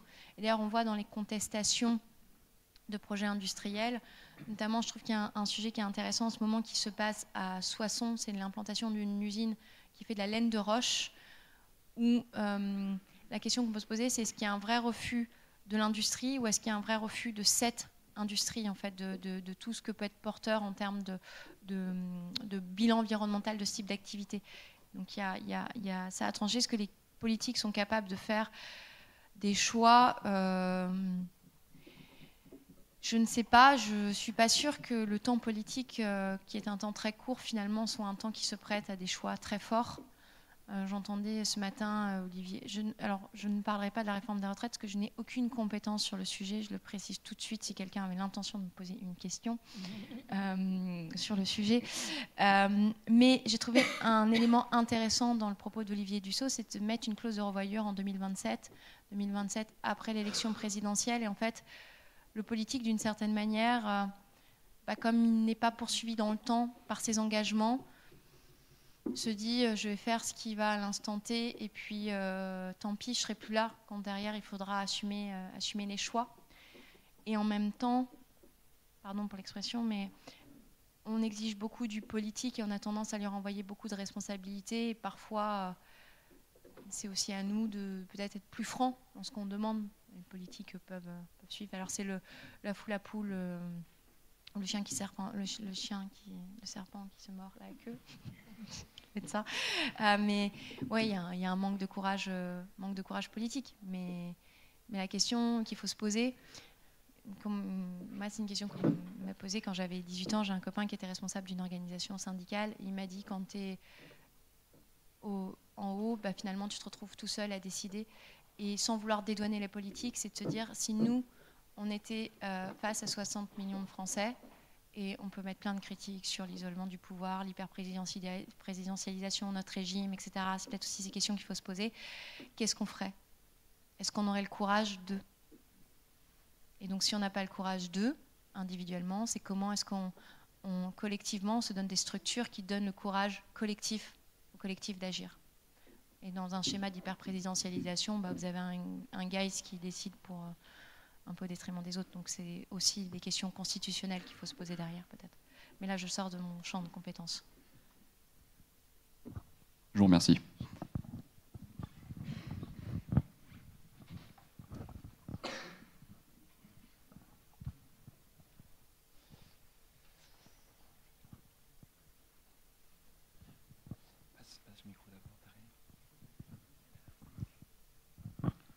Bonjour, merci pour votre intervention. Moi, je travaille à Nantes Métropole sur le foncier et l'immobilier économique. Et la question de la réindustrialisation, on trouve que c'est un vrai paradoxe, parce qu'en fait, l'État souhaite réindustrialiser, mais en même temps, avec le zéro artificialisation nette, on a d'énormes contraintes pour accompagner les entreprises dans leur développement. Pour illustrer ce propos, on avait 300 hectares de zones d'activité à commercialiser il y a 10 ans, il nous en reste 13, et on a 350 hectares de demandes. Donc nous on considère que réindustrialiser aujourd'hui, moi je doute pas que les industriels sachent le faire. Par contre, je vois pas comment les territoires vont pouvoir accueillir ces développements. On le partage avec toutes les métropoles de France, on le fait remonter au gouvernement, mais finalement on voit vraiment pas quelle est la solution. Donc voilà, je voulais vous partager, vous l'avez déjà dit tout à l'heure, sachant que les solutions de l'industrie à étage, on en est loin compte tenu des coûts que ça représente, quoi. Merci. Coûts et contraintes réglementaires en plus qui peuvent être un frein. Et en effet, la zéro artificialisation nette des sols, c'est un un vrai sujet, d'autant que les dynamiques industrielles, elles ne se jouent pas forcément là où on a des friches disponibles. C'est-à-dire que vous avez des territoires, vous avez des friches, mais il n'y a pas de dynamique industrielle aujourd'hui dans ces territoires. Et donc la réflexion, je pense, mais que vous avez dû partager, c'est peut-être comment est-ce qu'on décide de réensauvager carrément certaines zones où on ne remettra plus jamais d'activité, qui sont d'anciennes friches, et donc comment on prend le risque de réartificialiser certains sols. Et après, il y a aussi une compétition entre l'industrie et le foncier qui n'est pas de l'industrie, qui peut être pour activité économique, mais qui n'est pas de l'industrie, avec une capacité de payer plus cher que peut ce que le faire l'industrie, et l'habitat. Et donc, c'est un certain nombre de questions qu'on doit poser sur la réhabilitation aussi de certaines choses qui existent, mais la réhabilitation coûte très cher. Et on est un peu dans une équation impossible. Et donc, dans les freins à la réindustrialisation, il y en a deux majeurs qui sont pointés en permanence, c'est le foncier que vous évoquez et en plus la disponibilité des compétences. Donc, je pense que les réflexions, elles doivent se poser peut-être plus à l'échelle d'un territoire qu'à l'échelle d'une métropole, un territoire national que d'une métropole.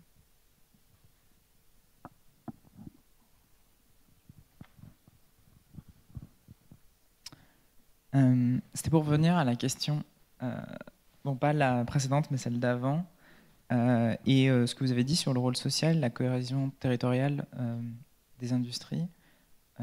Est-ce qu'il y a un lien à penser entre le passé industriel de la France et la force passée des syndicats français, et un lien entre la désindustrialisation et la baisse de pouvoir des syndicats et leur rôle de d'éducation politique en fait des masses ouvrières en fait, et il pourrait y avoir via la réindustrialisation aussi le fait que on redonne aux gens qui n'ont pas beaucoup de temps pour penser, parce qu'ils sont souvent des métiers assez aliénants, des opportunités de justement pouvoir penser ces conditions d'acceptabilité qui étaient évoquées tout à l'heure.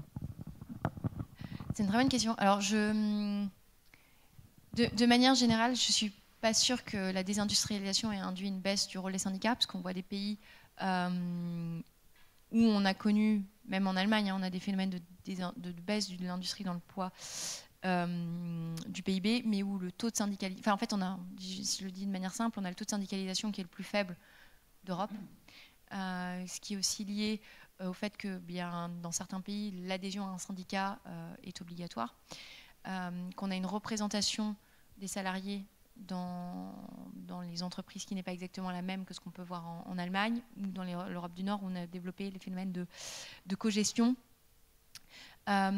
Réindustrialiser, ça peut redonner une place aux syndicats si les syndicats se redéveloppent, en fait, redeviennent représentatifs et rejouent un rôle beaucoup plus important dans les entreprises. Vous avez un certain nombre d'entreprises industrielles où il n'y a pas de syndicats, d'entreprises de manière générale, vous n'avez pas de syndicats représentés. Et derrière, ça pose la question, finalement, ce rôle d'éducation populaire, qui est-ce qu'il prend? Parce qu'il y a une phrase qui a énormément choqué Emmanuel Macron, qui a parlé de salariés illettrés.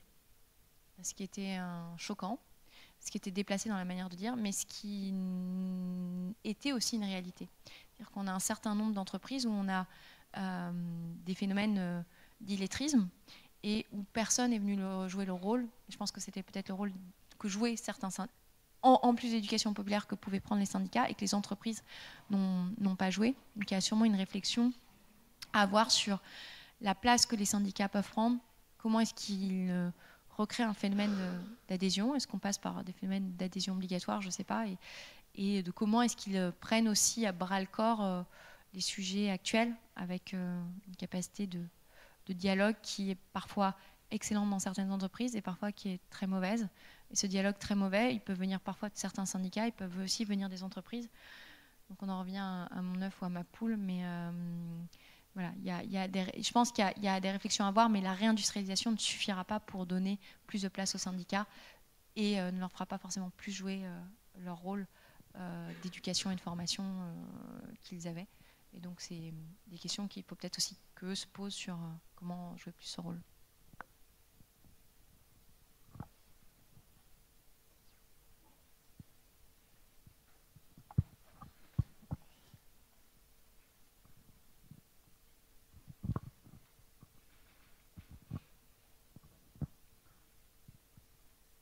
Bonjour, merci pour votre présentation. Je ne sais pas si vous êtes la mieux placée pour répondre à ces questions, mais selon vous, est-ce que vous avez une idée du rôle que peuvent jouer les écoles d'ingénieurs dans cette transformation, au sens où est-ce qu'elles doivent continuer un peu où elles en sont, ou bien se transformer ou se révolutionner?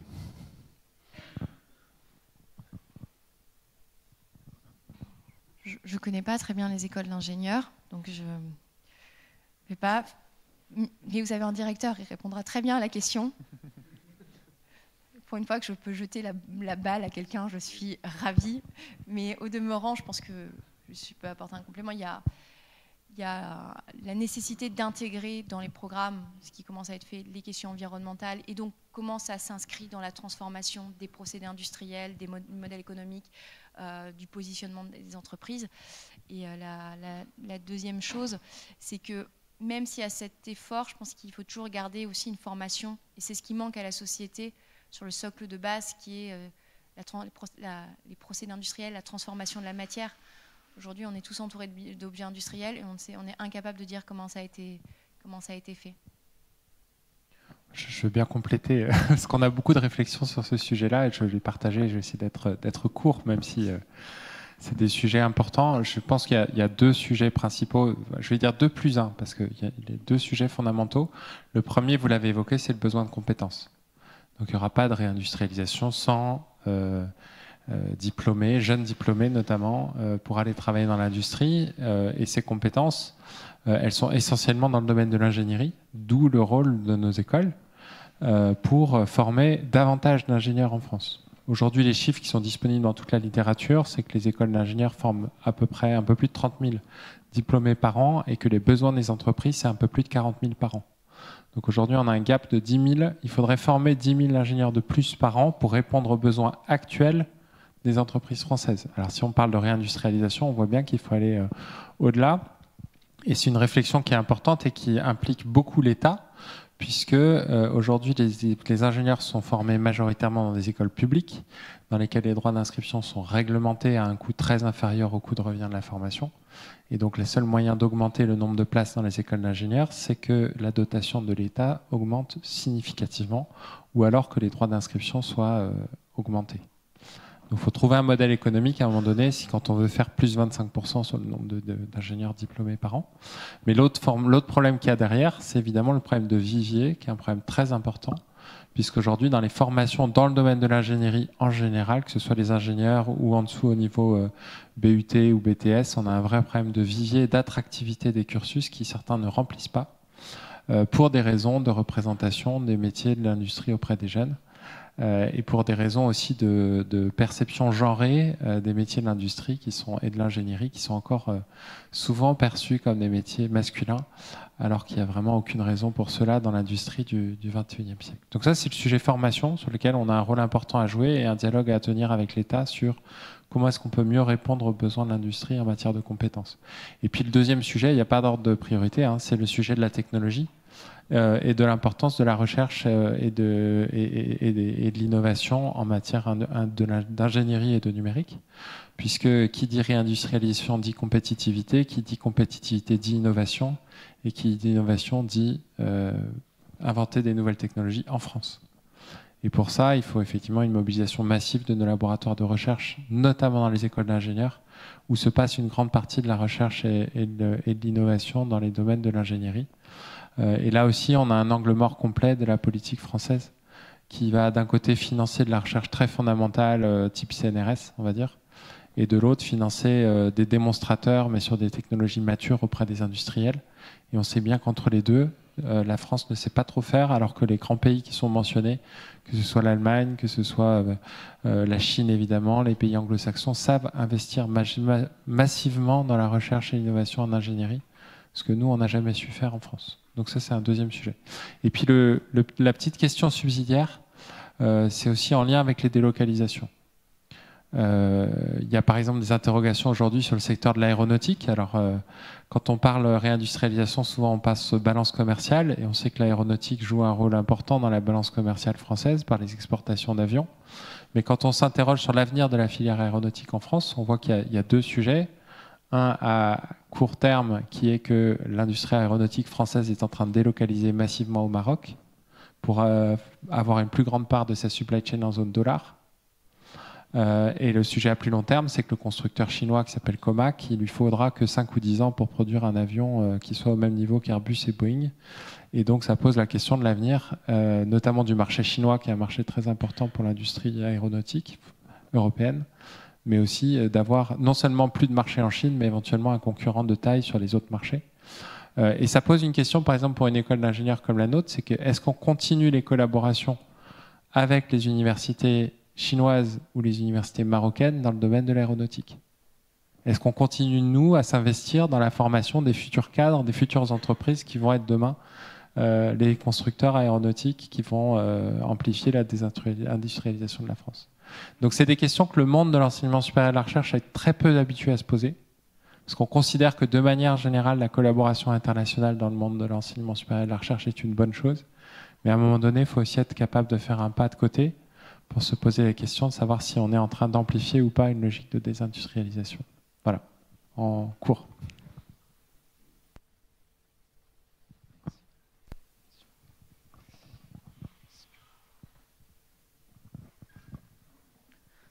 Bonjour, merci pour votre présentation.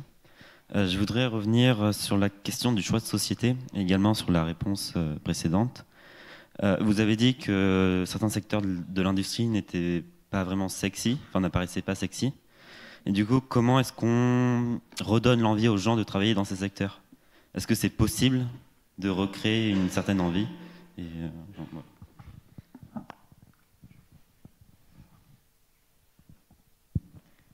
Vous êtes dur dans la question, franchement.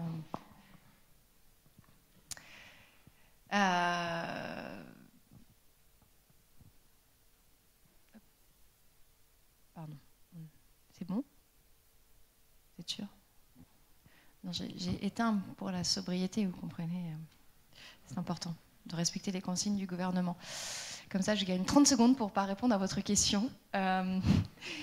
Non, alors, je pense comment on réattire dans l'industrie. Il y a plusieurs choses. Il y a peut-être faire connaître la diversité des métiers et des carrières possibles dans l'industrie. Je pense que l'industrie est peut-être un peu moins forte, à part certains grands acteurs qui s'impliquent dans les salons étudiants qu'on voit. Il y a finalement peu de connaissances, peut-être moins de visibilité de l'industrie, la diversité des métiers qu'on peut y faire, le fait que l'industrie est aussi en train de prendre peut-être un virage à certains égards plus technologique, et donc elle peut peut-être faire parfois montrer un peu plus de choses que ce qu'on imagine. La deuxième chose, c'est qu'il faut montrer que l'industrie, il y a quand même des carrières qui peuvent y faire, que les salaires ne sont pas inintéressants. Après, c'est sûr que une ETI, elle ne peut pas être compétitive en termes de salaire avec une grande banque d'affaires ou un cabinet de conseil, un grand cabinet de conseil, quoique, ça dépend. Donc, faire connaître, montrer que les salaires sont bons, qu'il y a des carrières qui peuvent être possibles, qu'il y a des paris qu'on peut peut-être résoudre en s'intéressant au domaine industriel, notamment autour des questions environnementales, des questions d'innovation dont il était question. Et ça passe aussi peut-être par casser les discours qu'on peut avoir très tôt dans l'industrie, se dire que l'industrie c'est une voie de garage pour les gens qui travaillent mal, que l'industrie c'est sale. Ça dépend, si vous allez dans une salle blanche chez ST Microelectronics, je pense que vous pouvez manger de manière plus sécurisée par terre que n'importe où dans le monde, et que donc du coup ce n'est pas sale, contrairement à l'image qu'on a, mais qu'il y a aussi des activités dans l'industrie qui ont besoin d'évoluer. Donc c'est casser l'image que les enseignants dans le primaire, secondaire ont de l'industrie. Vous avez encore beaucoup de gens qui ont cette image négative de l'industrie. C'est ouvrir plutôt les portes des usines au grand public. Il y a très peu de portes ouvertes dans l'industrie. Il faudrait en faire certainement plus pour que, quelqu'un qui travaille dans l'industrie soit peut-être fier de dire qu'il travaille dans l'industrie. Deux, que les gens puissent aller connaître ce qu'il y a derrière ces murs. Avec des parcours peut-être à faire d'ouverture et de sensibilisation. Et puis l'industrie doit aussi changer pour attirer. C'est-à-dire pour attirer, il faut qu'il y ait un changement. Vous avez de plus en plus d'industriels qui ont des réflexions sur comment est-ce qu'on fait venir, par exemple, l'art, la musique dans l'industrie. Vous avez des gens qui font des expositions, notamment un industriel qui adore la peinture et qui met de la peinture dans ses ateliers.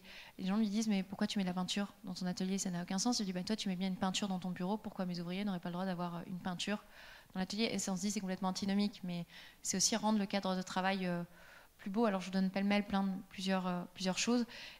D'autres qui ont des réflexions sur la vie après le travail dans l'usine, en organisant des concerts, des conférences, en montrant qu'il y a une vie aussi peut-être dans ces entreprises beaucoup plus riche que ce qu'on peut voir. Et puis c'est pas dénigrer l'industrie et les gens qui travaillent. Et c'est un peu le risque quand on parle de la question environnementale, c'est qu'il y a toujours pointé du doigt certaines industries. Alors il y a des industries qui ont un vrai travail de changement à faire, mais c'est qu'on donne honte aux gens qui travaillent.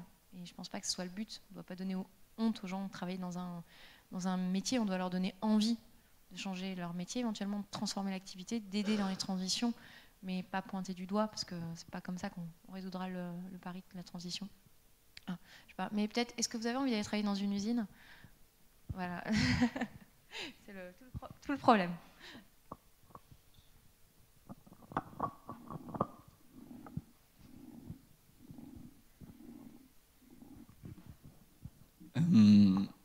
Apparemment, aujourd'hui, on est proche du plein emploi. On a d'autres secteurs qui ont besoin de ressources humaines. Sur quoi faudrait-il rogner pour gagner tous ces bras, en fait, dans l'industrie, et tous ces cerveaux aussi? Je ne suis pas sûre d'avoir la réponse. Au-delà de ce que je dis avant, alors on est proche du plein emploi, mais on a quand même encore 7% de taux de chômage, avec des vraies inégalités territoriales. Il y a une carte qui a été sortie par, d'ailleurs que je vous invite à voir, par quelqu'un qui s'appelle Olivier Bouba-Olga, qui est qui était enseignant en économie à l'université de Poitiers et maintenant qui a rejoint la DATAR Nouvelle-Aquitaine. Et ils ont décidé de faire une carte tous les mois. Et là, ils ont fait une carte sur le chômage et les dynamiques de chômage dans les territoires. Et ils publient pas mal sur ce sujet. Donc c'est quelqu'un que je vous conseille de lire. Et il y a un lien qu'on ne sait pas faire, parce qu'il y a des réflexions qui commencent à émerger, de dire finalement, si l'industrie n'arrive pas à recruter, allons chercher des personnes à l'étranger pour combler les besoins français, alors qu'on n'arrive pas à s'attaquer fondamentalement à comment est-ce qu'on passe en fait sous la barre des 5%, puis peut-être sous la barre des 3% de taux de chômage. Et donc là, ma réponse, qui va être une réponse extrêmement faible, et je vais me tourner vers Pierre, je vais lui dire pour une prochaine matinale, inviter quelqu'un qui a la réponse à ces questions, parce que je préfère des choses, mais je pense qu'il faut que vous ayez des gens qui soient vraiment spécialistes de ces questions de l'emploi et du chômage, parce qu'ils vont vous répondre sur toutes les dynamiques qui existent et sur les dispositifs qui peuvent exister.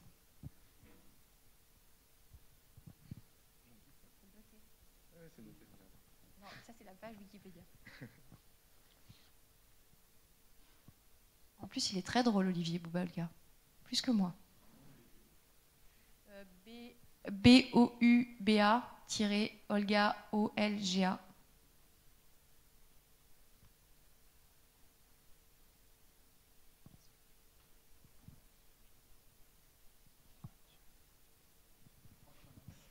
Toujours les mêmes. J'aurais dû organiser un tête-à-tête au café avec vous, hein, ça aurait été plus efficace. Ça n'arrête jamais. C'était pour rebondir sur la question précédente, parce que vous avez brièvement évoqué la question de l'industrie agroalimentaire.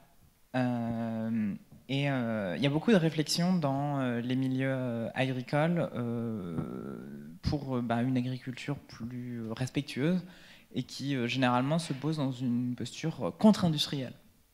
Parce que l'industrie agroalimentaire, dans ces milieux, je peux citer des noms de podcasts que j'écoute qui ne sont pas la voix de tout le monde, mais Écotable ou Bouffon, des choses comme ça, qui sont des gens qui sont assez proches du syndicat, comment il s'appelle, l'agriculture paysanne ou quelque chose comme ça, Comment vous avez pu approcher cette question de agriculture et industrie? Alors je vais avouer une fois de plus mon incompétence. Je parlais de l'industrie agroalimentaire, des procédés de transformation, du besoin de penser beaucoup plus. En fait, on a un raisonnement aujourd'hui dans l'industrie française sur l'agroalimentaire, c'est qu'on pousse des matières vers l'industrie agroalimentaire. On la transforme ou pas, mais en tout cas, on a un grand gaspillage au lieu d'avoir un raisonnement qui serait d'être plutôt tiré par la demande. Alors, ce qui poserait les questions de qu'est-ce qu'on fait de la matière qui n'est non exploitée, mais on aurait peut-être un moins de gaspillage que ce qu'on a aujourd'hui. Il y a derrière la réflexion autour d'une production agricole qui ne passerait pas par la case industrie agroalimentaire, on en revient vraiment à la question des schémas d'organisation territoriale, de comment on nourrit, comment on organise ces distributions. Aujourd'hui, je ne suis pas sûre qu'on arrive à... Parce qu'on touche plein d'autres sujets, en fait, c'est toujours la question de... Si je raisonne uniquement sur cette organisation territoriale, je vais venir toucher des questions de coûts, donc de capacité à nourrir et d'accès à la nourriture de qualité et saine à l'ensemble de la population. Et donc, mécaniquement, si je veux avoir cette réflexion, je dois avoir une réflexion plus large sur la société qui pose des questions de rémunération, etc. Aujourd'hui, l'industrie agroalimentaire, on peut la critiquer, et je pense qu'il n'y a pas exemple de critique. Vous avez quand même des modèles peut-être un peu plus intéressants à regarder qui sont autour des coopératives, comment les coopératives fonctionnent, notamment en termes de rémunération avec les agriculteurs, les réflexions qu'elles se posent, elles, autour du pari en termes de décarbonation, etc. Mais il y a dans ce... En fait, si je le synthétise sans répondre totalement à la question, dans l'industrie agroalimentaire, j'ai les mêmes questions qui se posent que ce que je peux retrouver dans la pharmacie, dans d'autres domaines. C'est la question aussi de la répartition de la valeur entre le producteur de la matière première, celui qui la transforme et celui qui la distribue, notamment les grandes surfaces et les questions de marge et de rapport de force. Et donc aujourd'hui, c'est plutôt sur la partie distribution que se concentre le rapport de force et la création de valeur, au détriment peut-être du transformateur et surtout du producteur. Et donc c'est comment je recrée des schémas, mais j'ai les mêmes choses dans l'équilibre dans la pharmacie entre mon producteur qui produit pour le compte d'un donneur d'ordre qui va être un grand de la pharmacie et derrière le consommateur et la réglementation, comment je rééquilibre les schémas de répartition de valeur. Et c'est des questions qu'on doit se poser plus largement dans l'industrie, c'est-à-dire c'est des questions qui viennent toucher des sujets en fait, qu'on aborde toujours de manière peut-être un peu trop polémique ou de manière un peu trop à braquer le débat, mais c'est sur la répartition des dividendes, toutes ces questions-là qu'on vient de toucher à travers la question de la répartition de la valeur. Vous pouvez inviter un autre invité, du coup. J'enverrai ma liste à la fin de la journée. Les 50 prochaines matinales. J'ai une autre question aussi sur l'emploi. Je discutais avec un chef d'entreprise d'une PME de la manufacture qui avait des difficultés pour recruter parce que les jeunes ne voulaient plus forcément faire des carrières longues dans une même entreprise. Rester dans une boîte toute sa vie ne faisait plus vraiment rêver. Est-ce que c'est un phénomène que vous constatez aussi? Et dans quelle mesure ça peut poser des problèmes pour l'industrie, la réindustrialiser, j'arrivais pareil à le dire, pour industrialiser le pays. Oui, alors c'est un sujet, ça peut être un sujet mais pas toujours, ça va dépendre sur les catégories de métiers les métiers qu'on considère. Il y a des métiers où en effet la formation et l'acquisition du savoir se fait sur un temps assez long, notamment dans les métiers de soudure, les métiers de rectifieur, etc., où on peut considérer qu'il faut entre 5 et 10 ans pour avoir vraiment le niveau d'expertise. Et donc là, la question de l'attachement à l'entreprise peut être problématique, et même au métier, parce que finalement, quelqu'un qui commencerait à se former dans une entreprise et qui continuerait à se former dans une autre entreprise, si on a un cercle vertueux qui se crée, c'est-à-dire au moment où il part, une autre personne un niveau de compétence égale arrive, enfin de savoir, de maîtrise du savoir arrive, finalement, l'équilibre peut se faire. Et ça, on a du mal à le faire. Et l'autre chose, c'est oui, aujourd'hui, les gens n'ont plus envie de faire toute leur vie dans une entreprise. Alors, il y a encore des gens qui ont envie de le faire, ce qui va changer beaucoup pour l'industrie, parce que dans l'industrie, vous avez des gens qui sont là depuis 20 ans, 25 ans, 30 ans au même poste, avec la famille qui a pu aussi y travailler. Donc, c'est les questions que je mettais derrière le rapport au travail et comment l'industrie s'empare aussi de ce sujet pour apporter des réponses. Et puis après, les chefs d'entreprise font aussi plein d'autres critiques sur le fait que les jeunes générations, finalement, sont moins attachées, moins volontaires dans le travail, qu'elles n'arrivent pas à l'heure, qu'elles viennent et qu'elles repartent. Ça, je l'entends à plein d'endroits. Et je pense qu'il faut aussi casser ce mythe, en fait, je pense que chaque génération, la génération suivante, elle a toujours tentation à casser la génération précédente. Moi, j'ai pu le vivre, hein, de gens qui me disent on est moins ci, on est moins ça, on est plus ci, plus ça. Enfin bref, on est chiant, quoi. C'est ça la conclusion. C'est leur montrer que oui, on est chiant, on a des exigences, mais on sait aussi faire un boulot de qualité et que c'est peut-être qu'il faut changer certains cadres, comme je le disais, pour se réadapter à une autre génération. Alors ça, faire passer le message sans passer pour une hippie, c'est compliqué. Je sais pas, parfois j'ai l'impression d'être un peu dans c'était la question et c'était ma réponse. C'est-à-dire qu'on pose une question et de répondre complètement à côté. Et je vous prie de m'en excuser.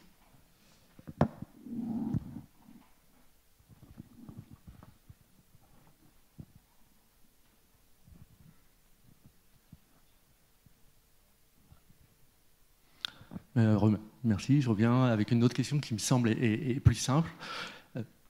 Est-ce qu'il existe des États où il y a eu de la réindustrialisation? La Pologne. Enfin non, la Pologne, pas vraiment de réindustrialisation, mais elle augmente le poids de l'industrie dans son PIB. L'Italie, la Suède.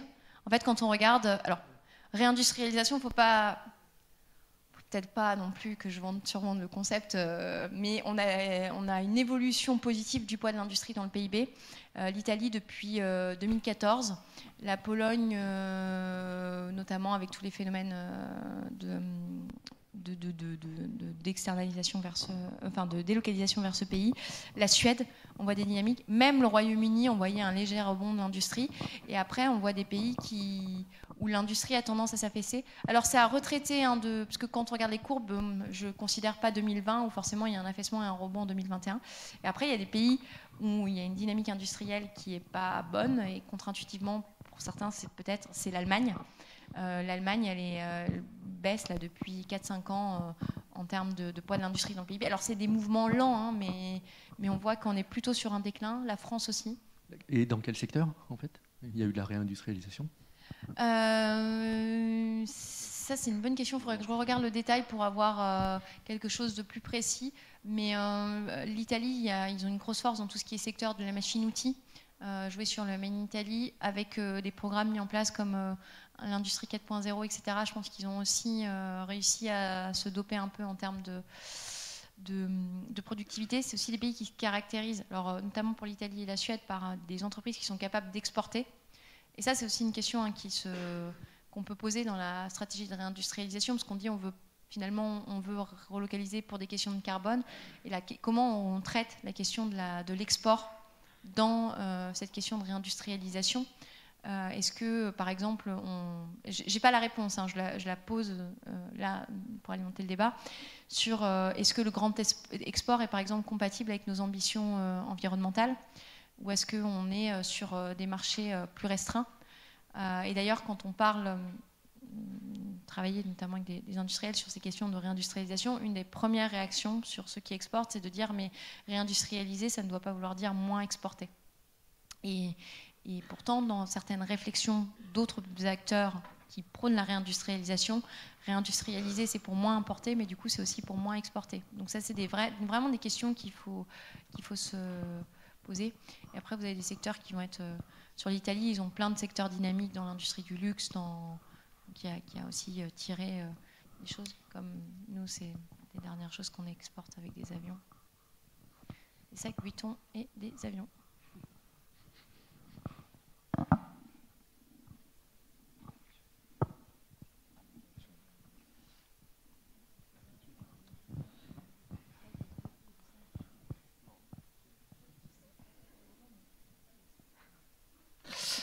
Bravo pour cette matinale. Moi, je vais témoigner en tant qu'industriel, parce que je bosse dans l'usine qui gronde, dans une fonderie, voilà, qui n'est pas loin d'ici, à peu près à 10 km, et où on a parlé d'attractivité. Première chose, c'est effectivement, vous l'avez déjà dit, c'est sur les formations, tant qu'on dira aux gamins, si tu ne travailles pas bien, tu iras à l'usine, ou on se servira encore des voies technologiques comme votre garage, ça va être compliqué. Je rappelle que l'enseignement technologique va être supprimé en 6e. Pour un gouvernement qui veut réindustrialiser, c'est assez bizarre, mais bon, voilà. Par ailleurs, vous avez évoqué les retraites. Il y a aussi la notion de pénibilité. Moi, quand j'apprends à mes fondeurs, parce qu'ils ont, voilà, ils ont essayé de comprendre le programme des retraites, mais qu'ils vont devoir travailler jusqu'à 64 ans, même si on met en place beaucoup de choses d'un point de vue ergonomie pour rendre le travail soutenable, il n'empêche qu'à 64 ans, c'est comme pour une boîte de couvreurs, vous ne faites plus le guignol sur un toit à 64 ans. Je ne sais pas si tous les politiques ont bien compris ça, ce qui n'engage pas non plus à aller dans tous ces secteurs d'activité, parce que l'environnement ne paraît pas très sécurisé et pas très sûr. Sinon, en termes d'attractivité, pour répondre aux jeunes hommes là-bas, nous, on fait la semaine des 4 jours, il y a du télétravail, on a fait notre bilan carbone. On est sur une activité qui est complètement en économie circulaire, puisque tout ce qu'on utilise est issu du recyclage, enfin de la récupération recyclage à 100%. Hein, donc c'est une fonderie de plomb. Et puis on fait des choses qui sont quand même amusantes, des quilles de bateaux pour le Vendée Globe. Donc on en avait 27 sur les 33 bateaux qui sont partis au dernier Vendée Globe. On fait de la radioprotection nucléaire, on fait des plombs de pêche, des boucles de plongée. Enfin, des trucs vachement passionnants pour tout un tas de clients et de secteurs d'activité, et où on essaye en fait dans tous les jours de rendre le travail le plus attractif possible par tout ce que j'ai évoqué tout à l'heure, mais c'est aussi des mesures sociales, des tickets resto à 10 balles, la mise en place de la participation, enfin un certain nombre de choses qui permettent de faire en sorte que même si je ne peux pas me battre contre Airbus qui a 12 semaines de vacances et envoie toute une famille pour 300 € au ski pendant une semaine, on a d'autres atouts, ne serait-ce que la proximité humaine. Merci beaucoup pour ce témoignage. Peut-être juste redonner le nom de l'entreprise. Le maire, voilà. Si vous cherchez un job, vous savez où aller à la fin. Je n'ai rien à ajouter. Voilà. J'ai essayé de convaincre Pierre. Je crois qu'il est un peu pressé de m'avoir à sa gauche, là. J'ai déjà demandé de noter mon humour, mais... c'est bientôt fini.